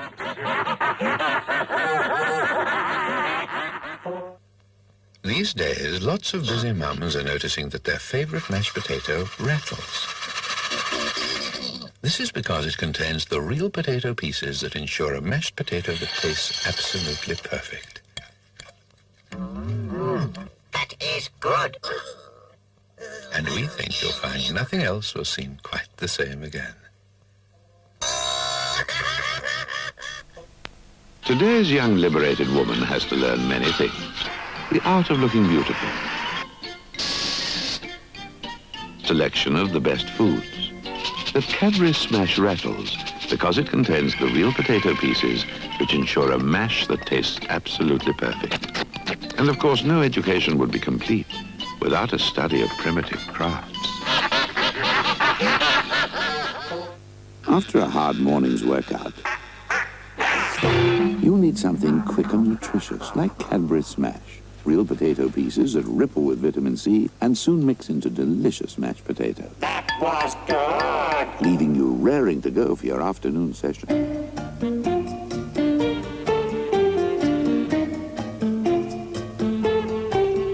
For mash, get smash.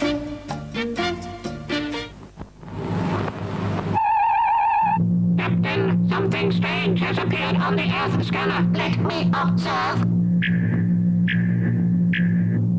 Where is this place? It is called Hunter's Field.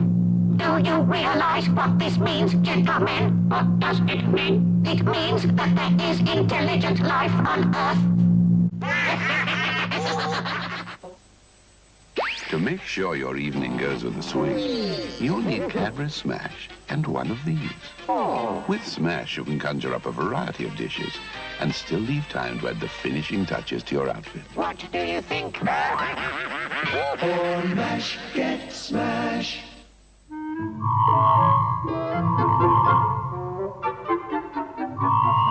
People everywhere are discovering Cadbury Smash tastes even more delicious when they add a little milk and a knob of butter.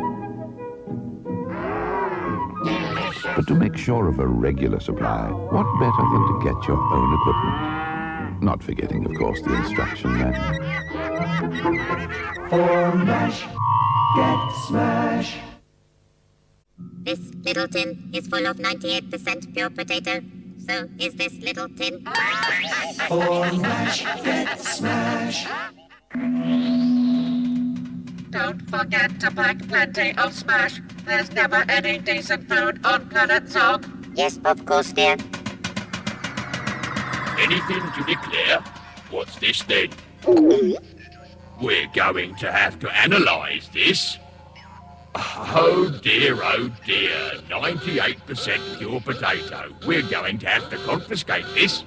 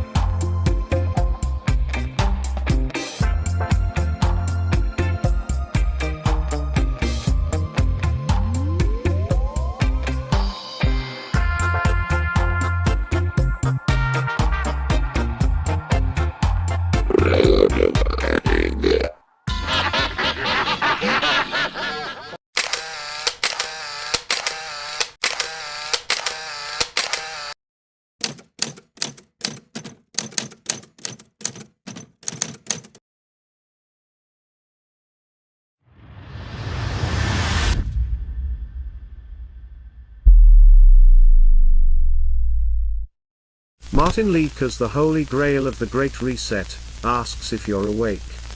If you are, great. If not, he asks you to open your mind and think outside the box you've been stuck in for most of your life. Martin's second book asks questions about the accepted narrative and probes our historic timeline.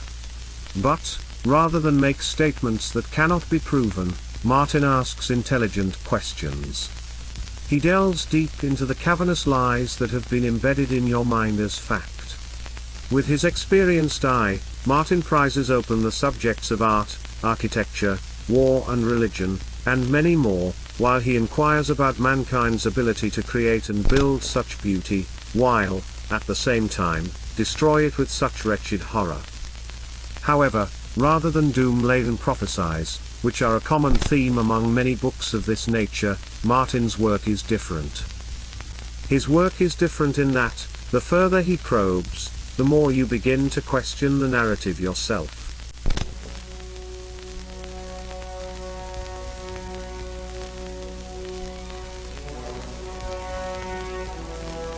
Flags will just make countries turn on one another under water and fight one another in wars. So we won't be wanting it in the future, okay? It's all right.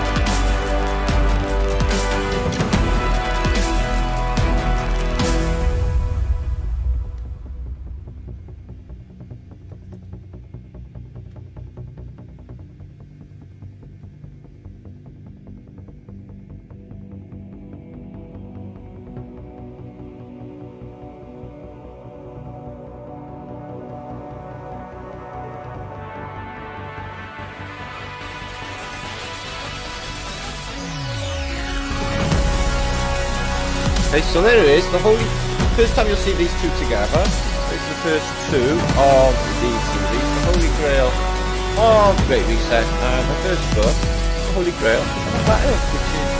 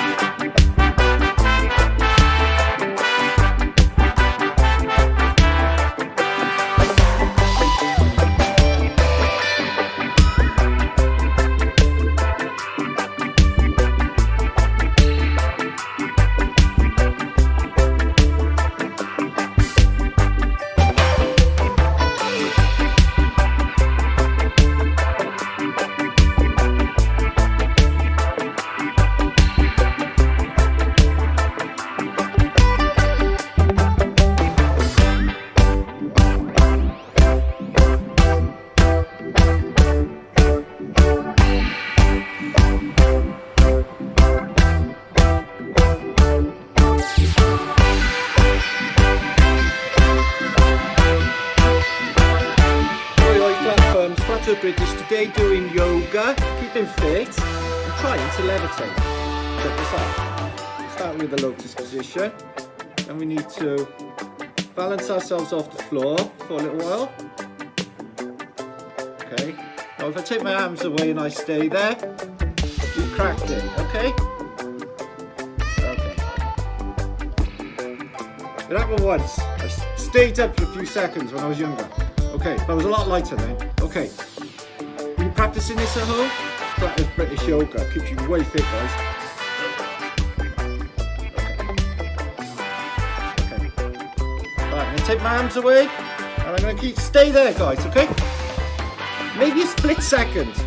I levitated there, what do you think? I think it might have been a split second. Anyway, double flat thumbs to infinity fries. Practice this at home. Oi, oi, flat thumbs, practice this.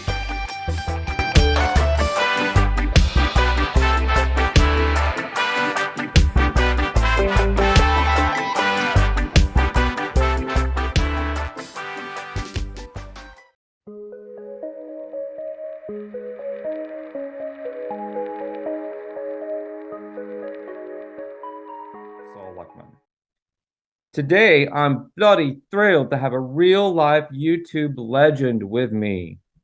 Author of the Holy Grail of our Flat Earth and the Holy Grail of the Great Reset, and charismatic content creator extraordinaire behind the Flat Earth British YouTube channel, which I will link to. Martin LIEDTKE is a veritable force to be reckoned with in the, for lack of a better word, truther community. I didn't realize you had such a back catalogue of life's work and content. So that's just amazing. This book sounds fantastic. The thing is about a movement, it has to go forward. And I'm not really the type to get entrenched in any one certain subject, because at the end of the day, I don't really know anything about anything, or even where I am, or what I'm doing here. I'm getting ideas. I need help. Yeah. I need help. You know, I'm not going to presume, you know, anybody knows any more than me or the other way around. It's tantalizing what we're upon, okay? And it's just like, hang on, let's just take it that little bit further, shall we? And there's some people who are a bit hesitant. Oh, hang on, the veil is lifting, but, you know, some people, we have different stages of our consciousness evolution, are not actually mentally or physically equipped to deal with the next level of information that is freely open to those who do unplug.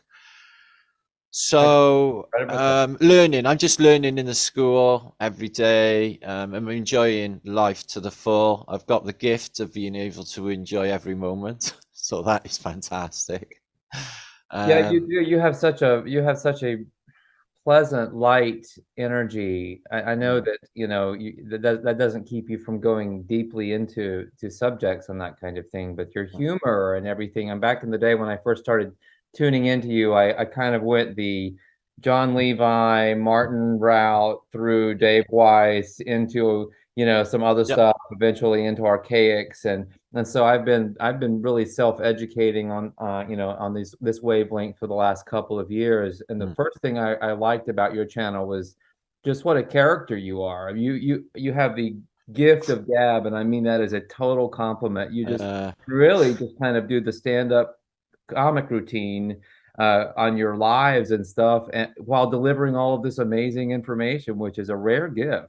Well, I'm a Libra and I require balance, so it's Armageddon and Cataclysm balanced up with some hysterical humor. Makes perfect sense. That's right. I love it. I love it. I do the same thing. It's like the cosmic yo-yo. It is. It is. Look, if someone, I said to Cheryl, this is like, this theater that we're in, this show, all our own personal shows. It's like the Supertramp song, who are the props in your play on Crime of the Century, and it really does feel like if you take that role in the reality game, you literally become it. It's the most fantastical thing, and the universe just sort of won't let you, if you even try to veer off of your natural track. Personally, I'm always just gripped by a hidden hand and put back where you're supposed to be on that path of truth, and into standing or whatever is going on here. Well, words don't really encompass what is going on. It's it is it's no instruction booklet outside of Hitchhiker's Guide to the Galaxy. And the last page in there, it says everything's going to be all right, and I'm going with that. I'm going with that. I don't know why there is this separation in this fear society, this fear system. I watched a Tom Campbell video earlier, and he put it into such a beautiful analogy of two separate groups, 100,000 and 100,000. And he mentioned that one group were love. So they learned, to help one another, support one another, create. And just left alone to their history, how did they get on? And then there's the other 100,000 who are the fear-based group.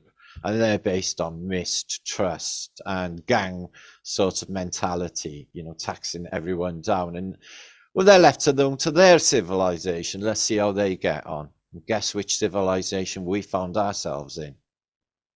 Right. The fear one. Right. The fear one. When it doesn't have to be that way, it's all just the programs, part of the system. We all know it's all fake. I really do feel that it is all fake. What is reality? Can you define the word? I don't even know if I'm actually here at all. The way science has it and quantum mechanics, am I really here?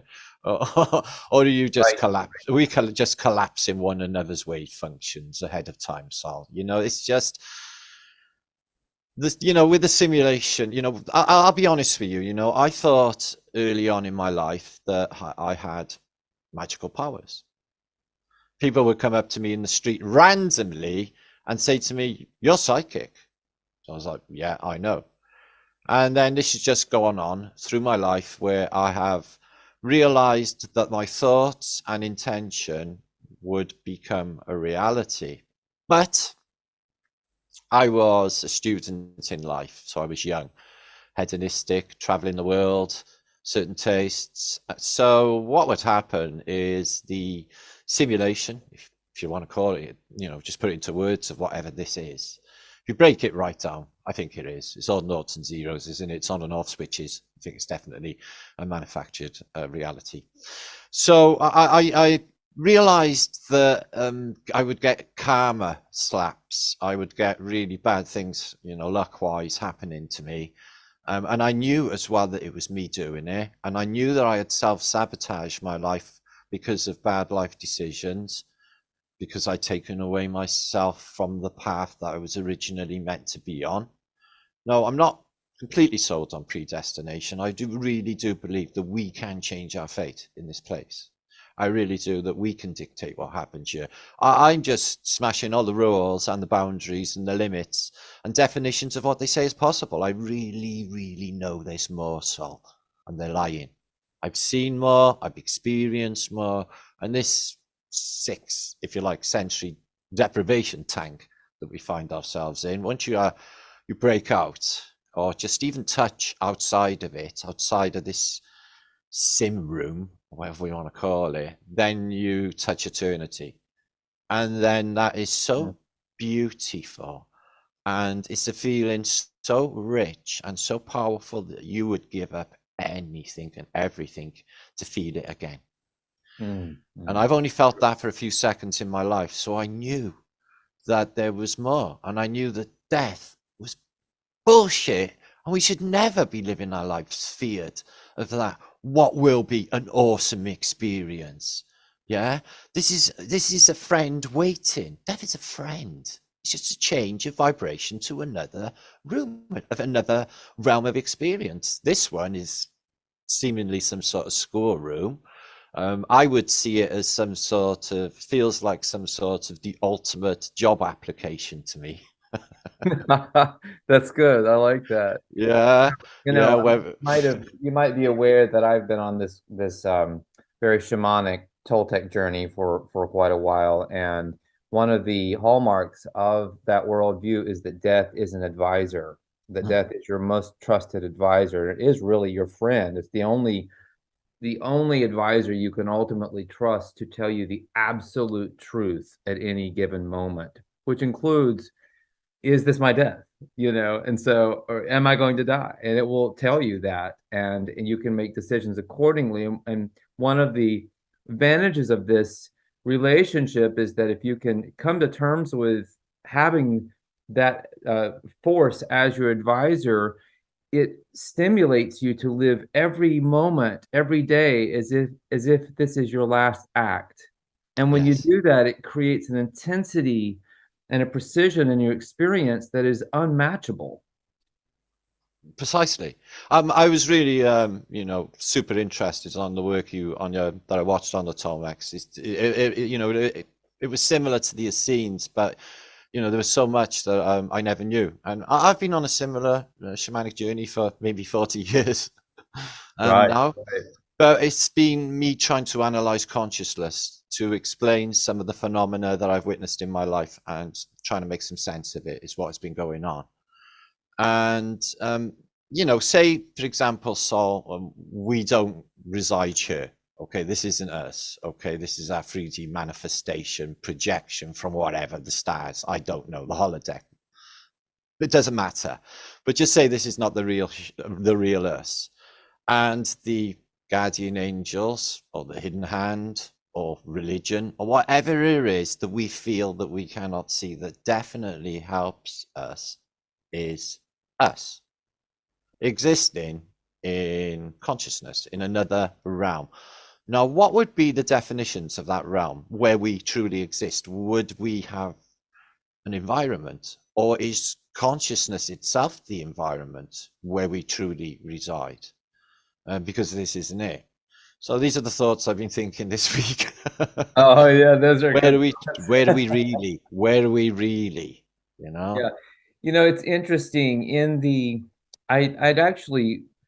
I've been reading a very remarkable book that I've been taking notes in, and I was thinking about many of the conversations that have happened on this channel. I was thinking about your work. I was thinking about Jason's work, and it's very I wasn't sure we were going to go here so quickly, but the idea of this of the Toltec knowledge base, and I'm referring to a book called On the Toltec Path by a writer named Ken Eaglefeather. And this was published by Bear and Company back, 20 something years ago originally. All right. The whole point is that we are actually manifesting the world through the fixation of our focalizing points. and we do this to a collective level. And that current day humans have utilized a very specific point of focalization in their energy body that is called the place of reason to create this world that we're in. Now, the funny thing is that reason is ultimately unreasonable, but it thinks that it has all of the answers to our existence. So we are sort of stuck in this this hall of mirrors where we think we should be able to make sense of the world, but in fact, the world is deeply mysterious and will always be mysterious. So the idea that I've come to is that really we're not so much in a maybe we're not so much in a holographic experience or in a ones and zeros experience as we are in a perceptual stuck place as a culture. And we're trying to break that perception free and move that focal point to another place where we can change the world, if only slightly, to a better one, where things actually, if they don't have to make sense, but they can get more harmonious, they can get more peaceful. And we can move this focal point, which is called the assemblage point, just inch by inch or millimeter by millimeter into better and better realities. And this is where I think we do have a degree of agency, certainly at a personal level, but even on a collective level. If enough people do this, it will slowly shift the assemblage point, because there's evidence that the assemblage point has shifted from, say, the Middle Ages or whenever that was, or whatever was going on. There is evidence that in earlier times, people thought about things differently. They saw the world differently. They were okay with the idea of fairies and elves and other things which were realities to them. And they had a different perceptual apparatus or a different perceptual positioning. And we have gotten stuck at another one. And our challenge is to move it back in a more holistic direction. What do you think of that? I think you're completely right, and I think the more people are awake to this thinking, then just by the nature of consciousness itself, it will. And I love the millimeter at a time, towards that goal. I think we've come along a lot further than we actually know, because there are millions and millions, I would say tens of millions now, of awake people to the Hegelian dialectics and what the media and everybody else has been playing at. There's a lot of people actually waking up, and more so over the last couple of years. So it's just getting them on that right vibration. A lot of people won't leave go of fear. They won't give up to unconditional love. It is a scary thing, that you have to love everybody, drop all borders of all preconceived notions about anything, really, and just leave all of that previous thinking, even if you had it to begin with, behind. But, the way I see it, Sol, is them, the powers that should not be, have hijacked consciousness, with the fear-based mind control, the agendas, etc. So everyone uses that focal point to envision, like in the last 2 years, this horrible event for them. And they bring in, like literally, they use us to bring in all of these negative thought forms into this realm when it needn't be that way. These thought forms with this positive focus and this zenith, this point, you see that clear, that is going to happen. When everyone knows that this is the case, everybody starts doing that and dropping all of that fear and all of that mind, that trauma-based mind control. People are hung up on what's happened to them in the past. A lot of people thinking, oh, this is their fault and stuff. Well, it's not. It's not. It's all of the system has been designed to make you feel that way. You got to peel back all those layers, throw it all away, start a brand new day, and just be yourself. That's the key here. Everyone is just in a race. What, the human race? Where are they racing to? Exactly. It's not even a start point or a finish point. I love it. Well, it's true, isn't it? It's like we're not in a race. There's no borders. There's no all of this control mechanism. When in my mind, there's only really one of us here. Consciousness. We're sharing the experience, but there's only one of us here. This is why this psychicness is working, so because we're all on this invisible network of consciousness and being and love. And you can open this up. It's It is just mind blowing once you can tap into it. You know, magic happens before your very eyes. It's literally you don't even question it. It's like, well, yeah, because I knew that would happen, and you know, a lot of maybe sometimes it's someone being a dick. And karma will instantly have them, and you'll just smile to yourself. I thought, well, you sort of brought that on yourself, and no, you know, it's just or things like that in reality. You know, you just. And I thought for the longest time there was magical powers. I thought to myself, well, I'm not like everybody else. I'm totally alone in this place. I can't get on with anyone. I can't really talk to anyone on a normal level, because no one knows what I'm saying. So I just threw myself into the world of literature. My company was the voices of the minds, because that's all books are of the thoughts of other people and other minds, which I found fascinating, because I could look into their life experiences. And, you know, the combination of all of these literal works, you know, you get a taste of all of the minds. You can make an accurate representation for what reality is and what everyone's thinking, and everyone wants exactly the same thing. They want love, they want to have a long, fulfilled, happy life with equal opportunity for all, and not be subject to tyranny, which is what is going on now.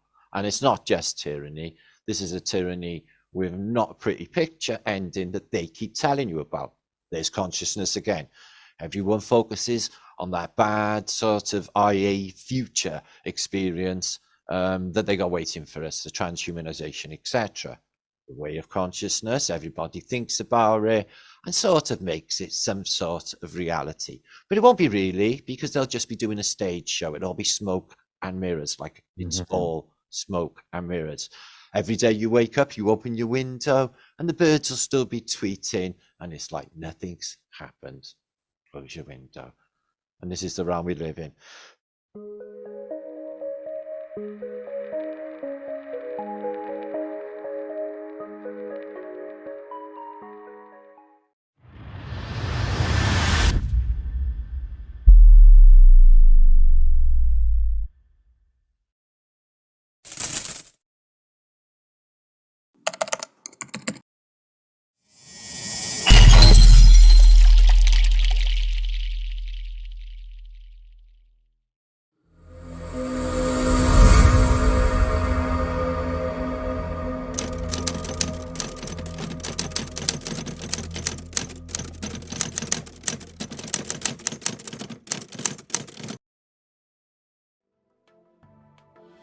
Right, let's get started. It is my duty to inform you that the fate of humanity, the fate of our race, indeed, the fate of all that exists and ever will exist, rests with you. You are the single most important person in the universe. For the international order that we have worked for generations to build. Ordinary men and women are too small-minded to govern their own affairs. That order and progress can only come when individuals surrender their rights to an all-powerful sovereign. Bruh. They said I cure cancer. They looked at me like, why cancer? Because no one thinks we can. That's why, and we can. We ended cancer as we know it. Deliver on our sacred obligations to veterans was the second thing. Okay. What you just said is one of the most insanely idiotic things I have ever heard. At no point in your rambling, incoherent response were you even close to anything that could be considered a rational thought. Everyone in this room is now dumber for having listened to it.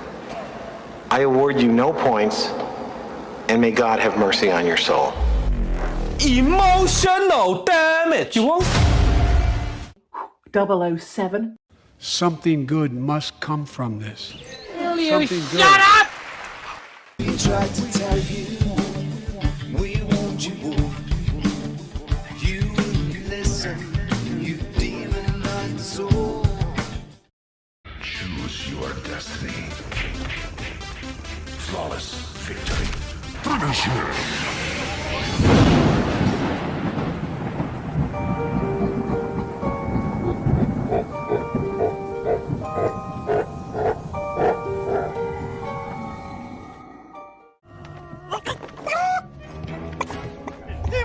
places! I've got the fire down below!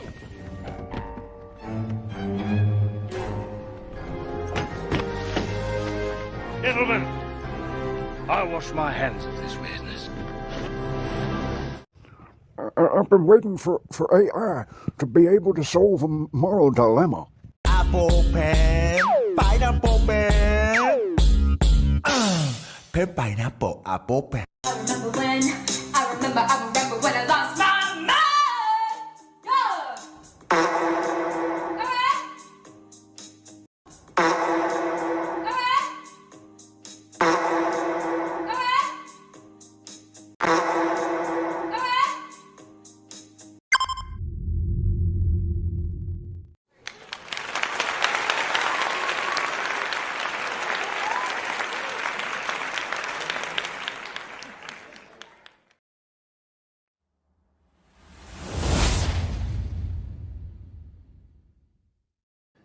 If you enjoy this version of Everybody Hurts, could you please help me out, help me get back on my feet and send a donation to one of the links in the description below.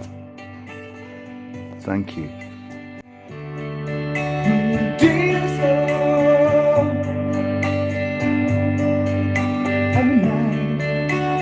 Night is yours alone. You saw you've had enough of this life.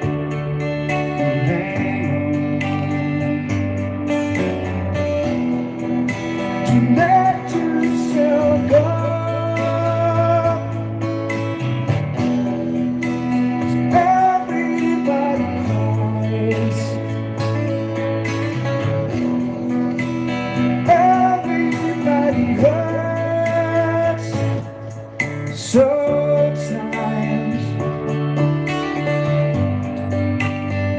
Sometimes everything's wrong.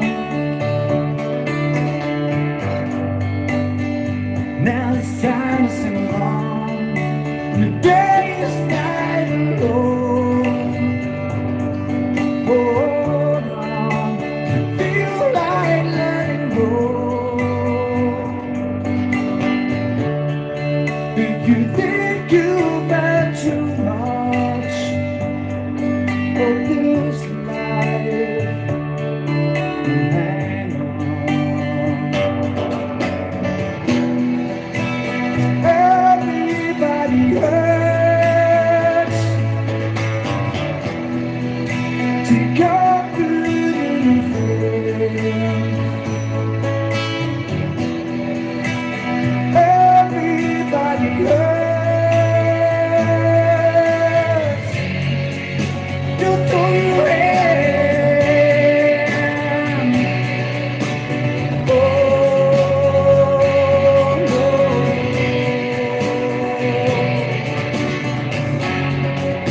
Just throw your hand. Oh. Feel like you're alone.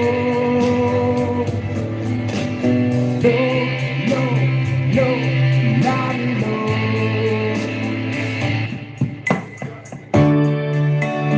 Are you alone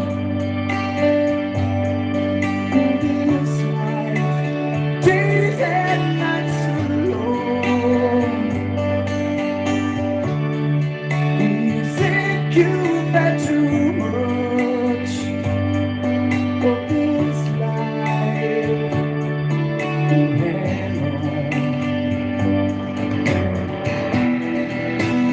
Everybody hurts. Sometimes everybody cries. Everybody hurts. Sometimes everybody hurts. Sometimes, so hold on,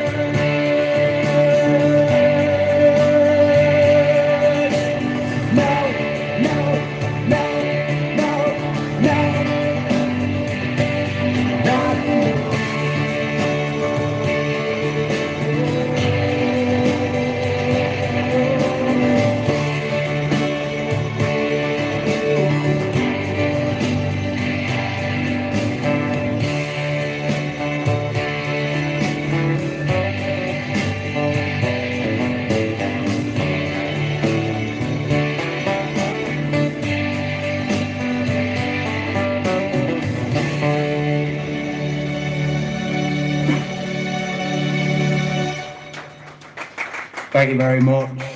REM, rapid eye movement.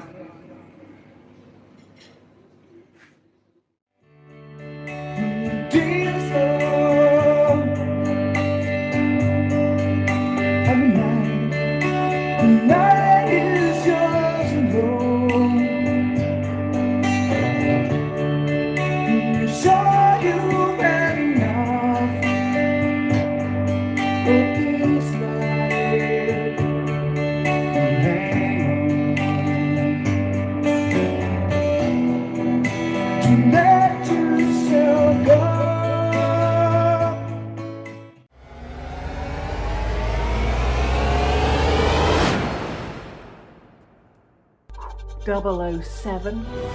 Hey, Pop. Hey, Scotty. How you been, sport? Whoa!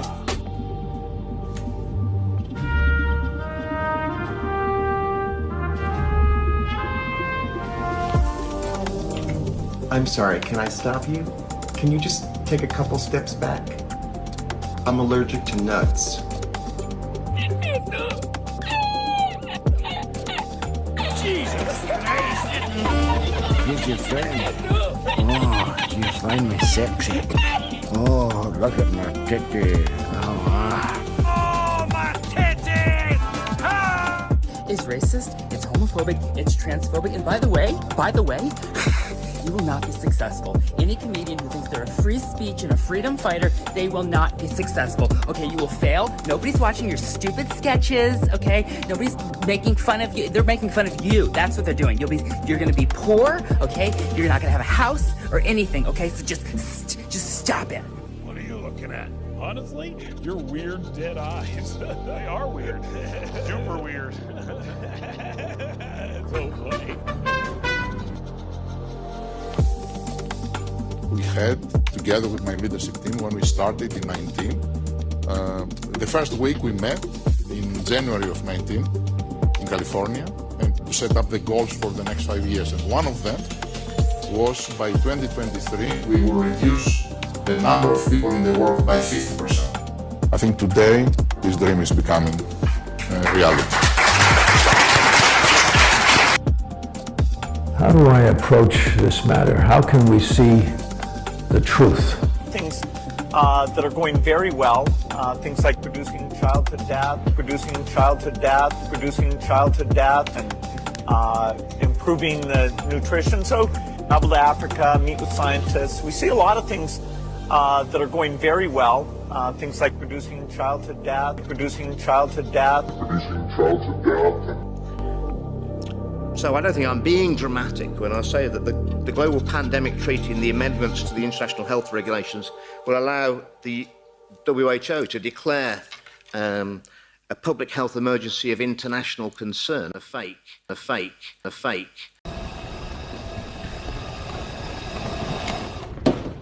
How about now?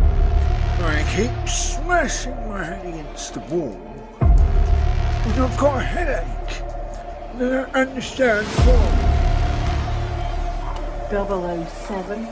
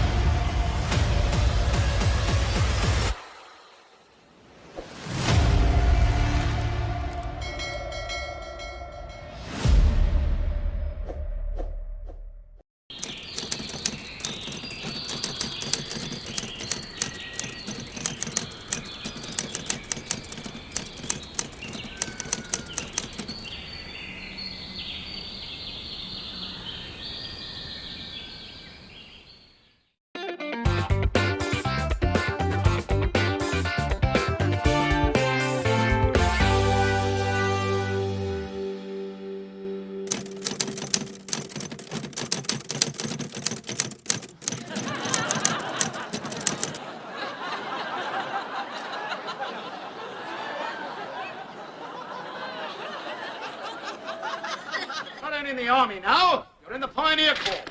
And that doesn't mean just digging holes. You've got to learn to march, drill, Fight! Close combat! Bayonets! The lot! Quick! March! Now swing your arms now! Left, right, left, right!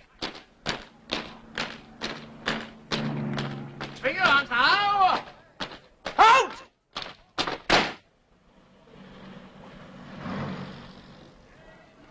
Quick march! Halt! Order! Arms! Down, arms!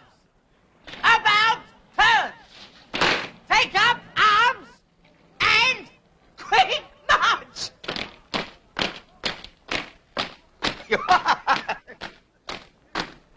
Reverse! Arms! About! Turn! Left, right! Left, left, right, right! Left, left, left, left, left, left, left, left, left, left, left, left! About! Turn! Left, right! Breaking the slow time! Slow! March! Quick! March! Slow! Slow! Quick! Quick! Slow! Slow! Slow! Quick! Quick! Slow! Slow! Slow! Quick! Quick! Slow! Quick! March! About! Turn! Left, right! All right, get your knees up! Yeah, go on! Right up! Higher! Higher! Higher! Dismiss for tea! No, I went after you when I get there. Wait a minute! No!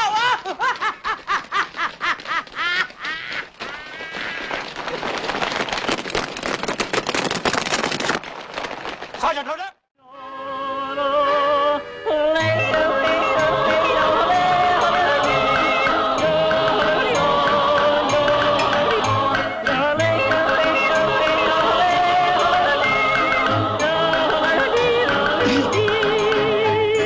All day long in Switzerland, there's a song in Switzerland. They yodel and yodel away.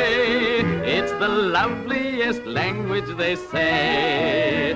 Instead of good morning, the Swiss always say yodelly, yodelly, yodelay.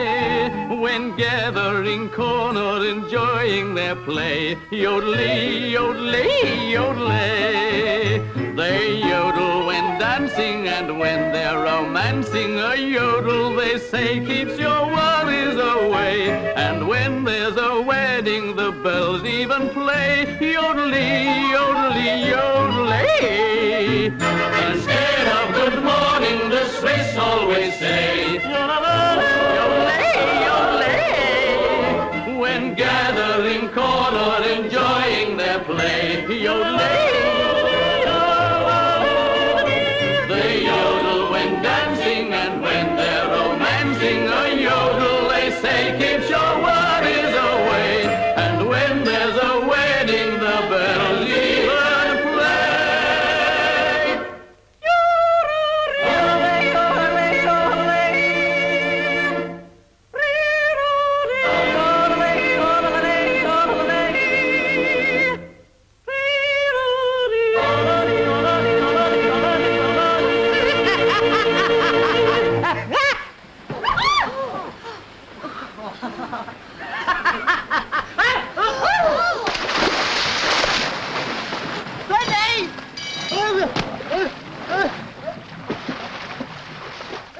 Department, Freeman speaking. What are you going to do? You just had an order for 5,000 linen dresses pink. That's it, go on. Cancel them.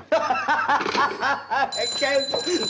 Yeah, that order for the dresses. Yeah, it's on again. Yeah, order. Cancel those dresses, Freeman speaking. Put the order on again, yeah, make it. Will you please cancel those 5,000 dresses pink? Freeman speaking. Make it 10,000.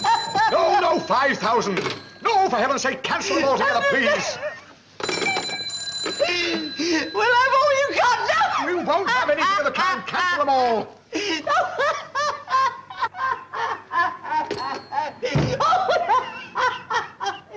Oh, it behaved on.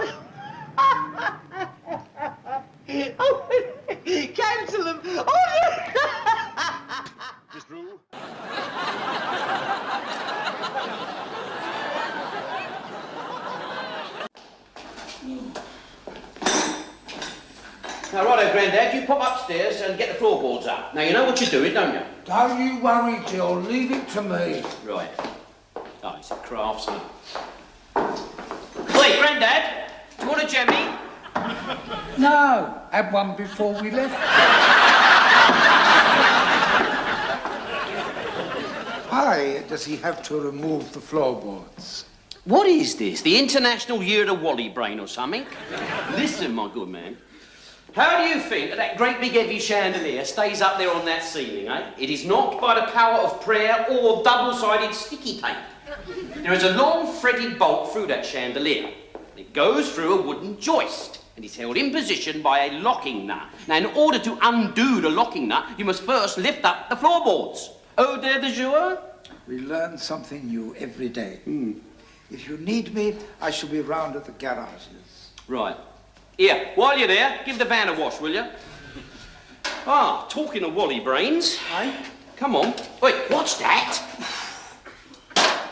I mean, this is terrific, isn't it? What? His lordship's nowhere to be seen, and now even the butler's having a moody. Do you reckon we're going to get paid? Look, his lordship is away on holiday. He'll pay us when he gets back. Now, come on. Get these ladders up. Yeah, you never know. Might be in for a bonus. Oh, yeah. Perhaps he might bring us back a nice stick of rock each, eh? Well, just shut up moaning, will ya? Wait, Grandad, how you doing? All right, dear boy.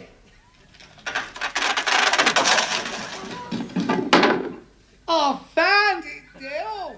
Yeah, see, he's found a nut. I told you we could trust him. Right, come on, get this out. I'm starting to undo it. Yeah. No! Go on, Bennett, we ain't even up the ladders yet. Grandad, don't you touch nothing till we tell you. Come on, we better get up there. Right, Rodney, is there anything you want? Yeah, I want to go home and let the house safe. That is all right. Look, this is the chance I've been waiting for. Now, don't let me down, Rodney. Now, don't let me down. All right? All right, Grandad, we're ready. You can start undoing it now. He's coming, dear boy.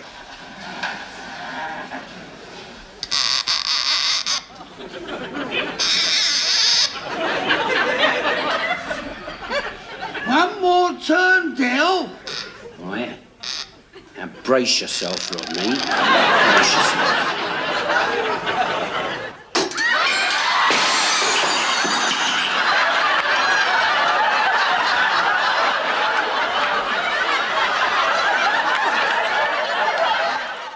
See, nowadays, these modern Euro birds, they go for the more mature men who've made it in life. Yeah? Is that why we're having no luck? I haven't started yet. Just building myself up to it. Yeah, well, you better hurry up. It'll be closing time soon. All right, all right.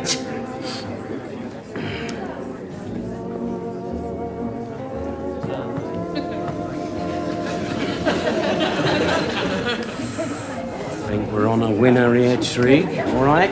Play it nice and cool, son. Nice and cool, you know what I mean?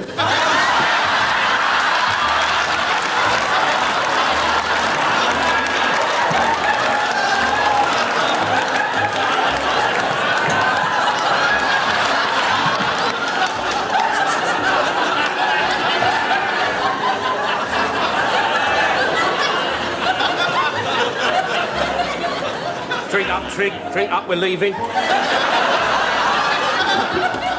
Ain't you going to try for them birds? No, you're cramping my style, mate. You're cramping my style.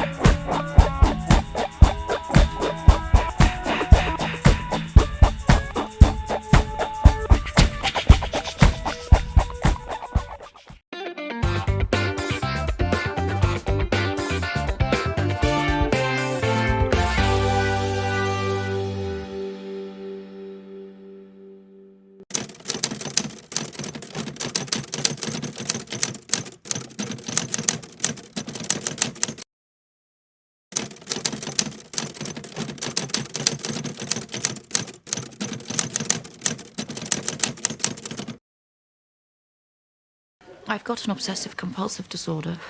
I'm obsessed with hygiene. Absolutely everything has to be clean all the time.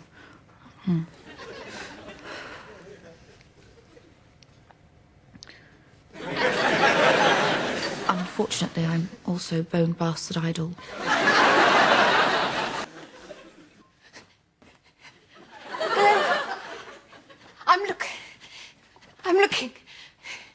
I'm looking for a short bloke. Smile at the camera. Smile to the man. Hello, my name's Caroline. I'm a single mother. Would you like to say hello to the camera, darling? Say hello. Say hello. Say wave. Say hello to your new daddy. This is Arthur, and we're looking for a new daddy for Arthur. Any shape, size, colour. Sure, doesn't matter. Doesn't have to have a job, actually. Just good at cleaning up poo. I can say poo-poo. Yeah, just, he's a bit tired, so wave bye-bye to your new daddy. Wave bye. Bye-bye, new daddy. Don't leave us. So don't leave us, daddy. Yeah, it's all right, sweetheart. We'll have a daddy soon.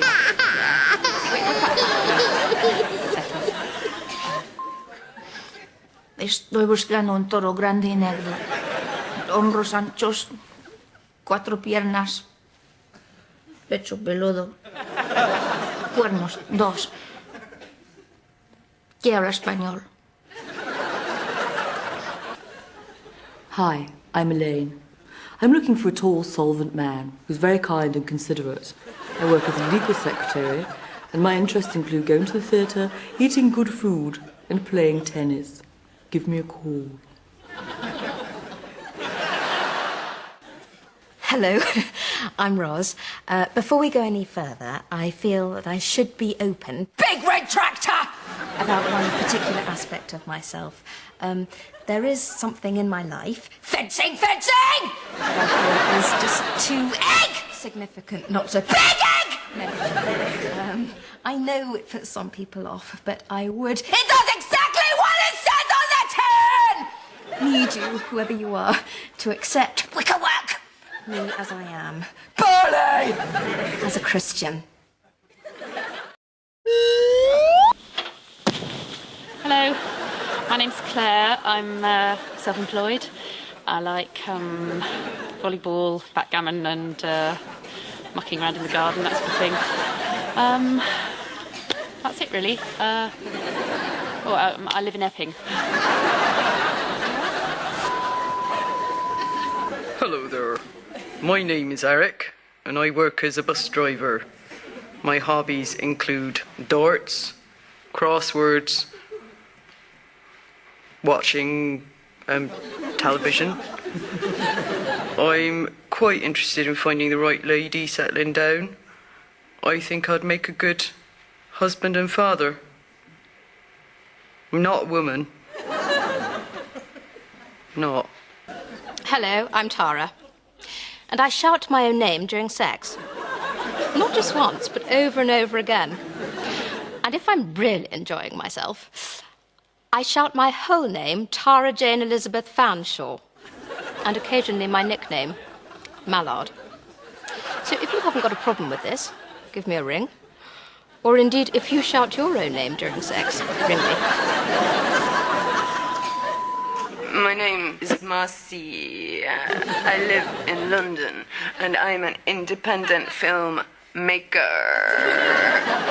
And I'm hot. I'm shit hot. And I want a man who gorges himself on today after sicking up yesterday and who has already ordered double helpings of tomorrow. So, if you want to screw artifice, shag an artist, call me. And cut. Fantastic, thanks, Bruce. It's a wrap. I want a man who's really, really good looking, but who, like, doesn't know it at all. Who has, like, a really hilarious sense of humour, but who can be, like, really, really serious when I say. He should have, like, a high-powered job, maybe in the city, but he shouldn't be motivated by money at all. And he should be, like, really spontaneous when it comes to presents, but it should mainly be stuff that I, like, wanted already.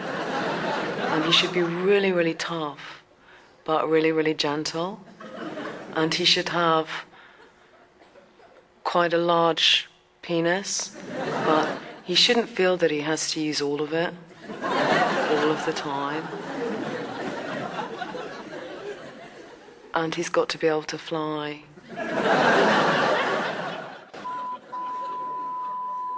I'm 29 years old. I can strip a Kalashnikov in under 5 minutes. I can breathe underwater for up to 2 hours. I can live on earthworms and spiders for up to 3 months. If you want to go out with me, call me. I don't have a phone. There's your challenge. Find me. Hello, I'm Janie, and I'd just like to say straight away that I can't go near tumble dryers, television screens, or man-made fibres. I particularly don't like men who rub my head against their jumper. I don't like nylon brushes or cheap shoes. But apart from that, I'm very easy to please and easy to get on with. And I don't like men who shock easily. Dangerous. Yeah, so I suppose I'm looking for,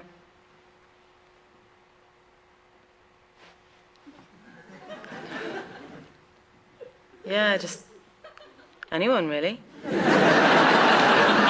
I'm not that fussy. I'm looking for somebody who shares similar beliefs to mine. I won't eat an animal that has been killed for food. I will, however, quite happily fill my face with animals that have been run over or died of disease or old age or smashed up in a car or suicide. I did eat a pig once which had shot itself. May not have been a happy pig, but it was still very palatable. So I am looking for a man who has a car and a spade.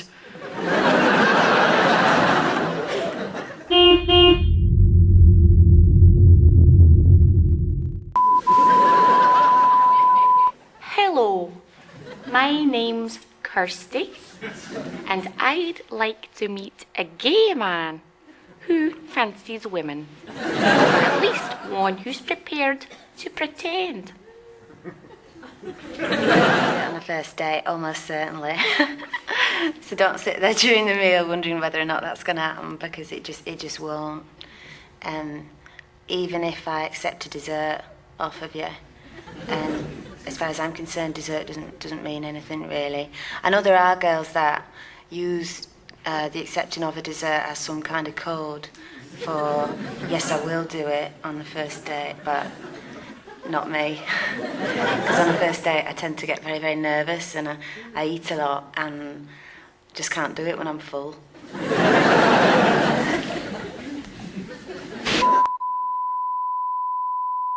I'm a beautiful lady with long golden hair and huge breasts. When you date me, I'm going to hug your breath away. I can go all night if you want me to. Come aboard the love train.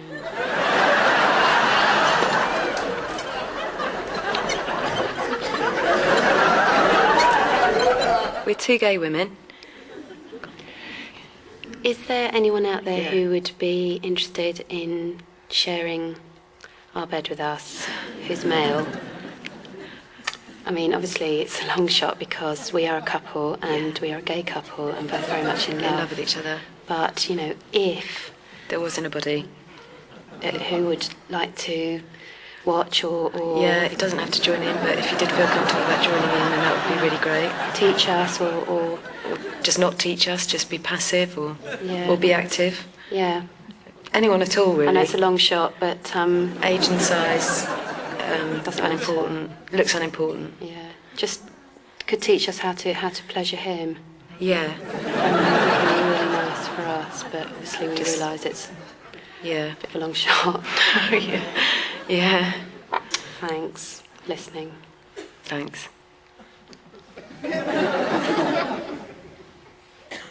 I don't think it's going to work.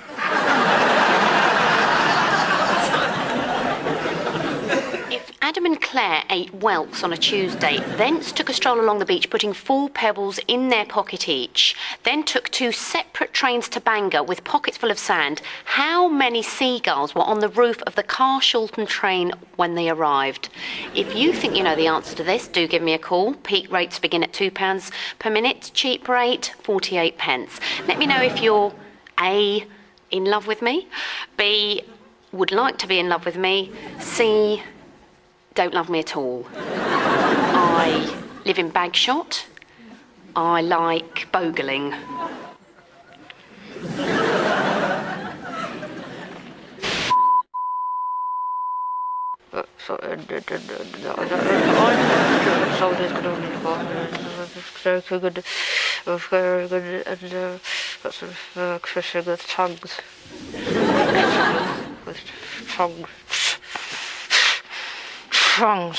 Tongue kissing with tongues.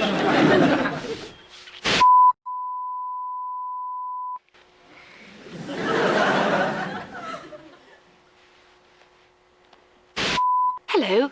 A little bit about myself, my day. Being an ex-dancer, I like to get up at 6 o'clock for some gentle yoga and some herb tea. Then I cycle off to Stowe in the World to pick up some fresh fruit and trawl through the papers, pasting my favourite article into a little journal. Then I debate for a local arts programme called Vivacious. It's very contemporary, it's just the Cotswold scene. Then a little bit of salad, cycle off to see dear old mum, crazy as a lamb. Then I like to come home for some really hot, deep thrusting sex with preferably a Norwegian physiotherapist. I like it every way, but mostly hard and deep with lots of expletives or I get really cross. Then little snack and beddykins. Yeah, that's me. So looking forward to hearing about your day and seeing if we can make it our day. I'm an average looking... Oh, I'm forgetting you can see me. Hello. I'm a beautician, and I'm looking for a bloke with a stammer and a ginormous beard. Otherwise, I'm not fussed. So, stammer and beard. Stammer and beard. Stammer and beard. I have a collection of cups of tea and flies, but I don't take it too seriously, it's just a bit of fun. There are plenty of people who have more different cups of tea or more different types of fly than me, and that is more telling about them, really, than it is about me. I mean, I deliberately collect, but I collect in moderation. I have a few cups of tea and a few different types of fly, and that is fine. So don't worry that I'll ignore you because I'm too busy with my hobby, because that just won't happen, but I do know people who might. Fun to be with. I'm fun to be with. Fun to be with. I'm fun to be with. Go when you're ready. I'm fun to be with. I collect livestock. I've got 748 livestock of 2 different types. At the weekends, I enjoy meeting with other enthusiasts to trade my livestock for other livestock or for cash. Technically, I'm a farmer. I also enjoy gardening, vast tracts of land and squash. If you enjoy farming and squash, then phone me. Just copy me, all right. Okay, right. We're sisters from Blackburn. From Blackburn. And like we go to football every Saturday afternoon. Every Saturday afternoon. And then we always have a pie at half time. Pie at half time. And then we're looking for 2 blokes to go out with. 2 blokes to go out with. And like, we're really good fun, aren't we, Kimberly? What, you gotta say something? I'm the quiet one. Hello. I've actually got an army of naval officers that live in my hair, which is quite embarrassing when they pipe people on and off the boat. It's often at very inappropriate times, like a drinks party or the cinema, and you suddenly hear... You have to go... People just think you're a lunatic. So if that's a problem with you, let's just leave it, shall we? Just can't seem to get a man. I like to think of myself as unconventional, easygoing, relaxed, happy just to see how things go along, really. I do have a sort of dream, whirlwind romance, proposal in Paris, summer wedding, this summer, a couple of kids, 3 maybe. 2 boys, 2 girls. So do give us a call. Absolutely no pressure or anything. I'm not choosy, but if I book a smoker's coach tour, I expect to be able to smoke where I want. But no, I'm in the Vatican Museum, I get told to put it out. I'm in Anne Frank's attic, I get told to put it out. I'm having a quiet fag, looking at the Mona Lisa, I get told to put it out. I'm always careful. If there was a fire, they got the sprinkler systems, keep the pictures wet. Stupid. So I want someone who smokes like a bastard. I'm not interested in a no-smoking relationship.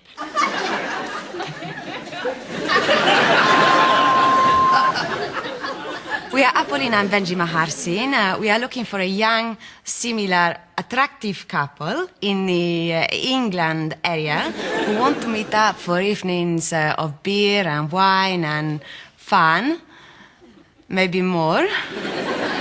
This is the first time we have done this, but we both for some time want to swing. I very much want to go swinging. I can thoroughly recommend my husband. He's quiet but uninhibited. He does everything. He does upstairs, downstairs, half-eaten samosa, Def Rapunzel, and most Latin American rhythms. Also the straight 3 in a bar.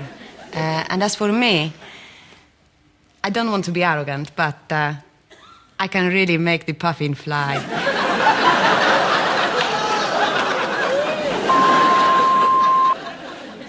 I'm looking for somebody to go out with, but not go out with. You see, I've just come out of prison and I've been in there for quite a long time, and I'm used to sort of a squarish room. So I was just wondering if anybody was out there that wanted to go out with me, but not really go out with me, just sort of stay in, and who liked square rooms, then you could ring me. I was in for armed robbery, but I never killed anybody. I never did her, actually. I'm Gemma, and I'm looking for a man. No, I'm looking for a particular man, as a matter of fact. Peter from Croydon, if you're out there. Look, really sorry about our date last week. Can I just say that wasn't the real me? Honestly. Look, I've been under a lot of stress recently, and I'd really like to prove to you that I'm not a complete psychopath. It wasn't anything you said.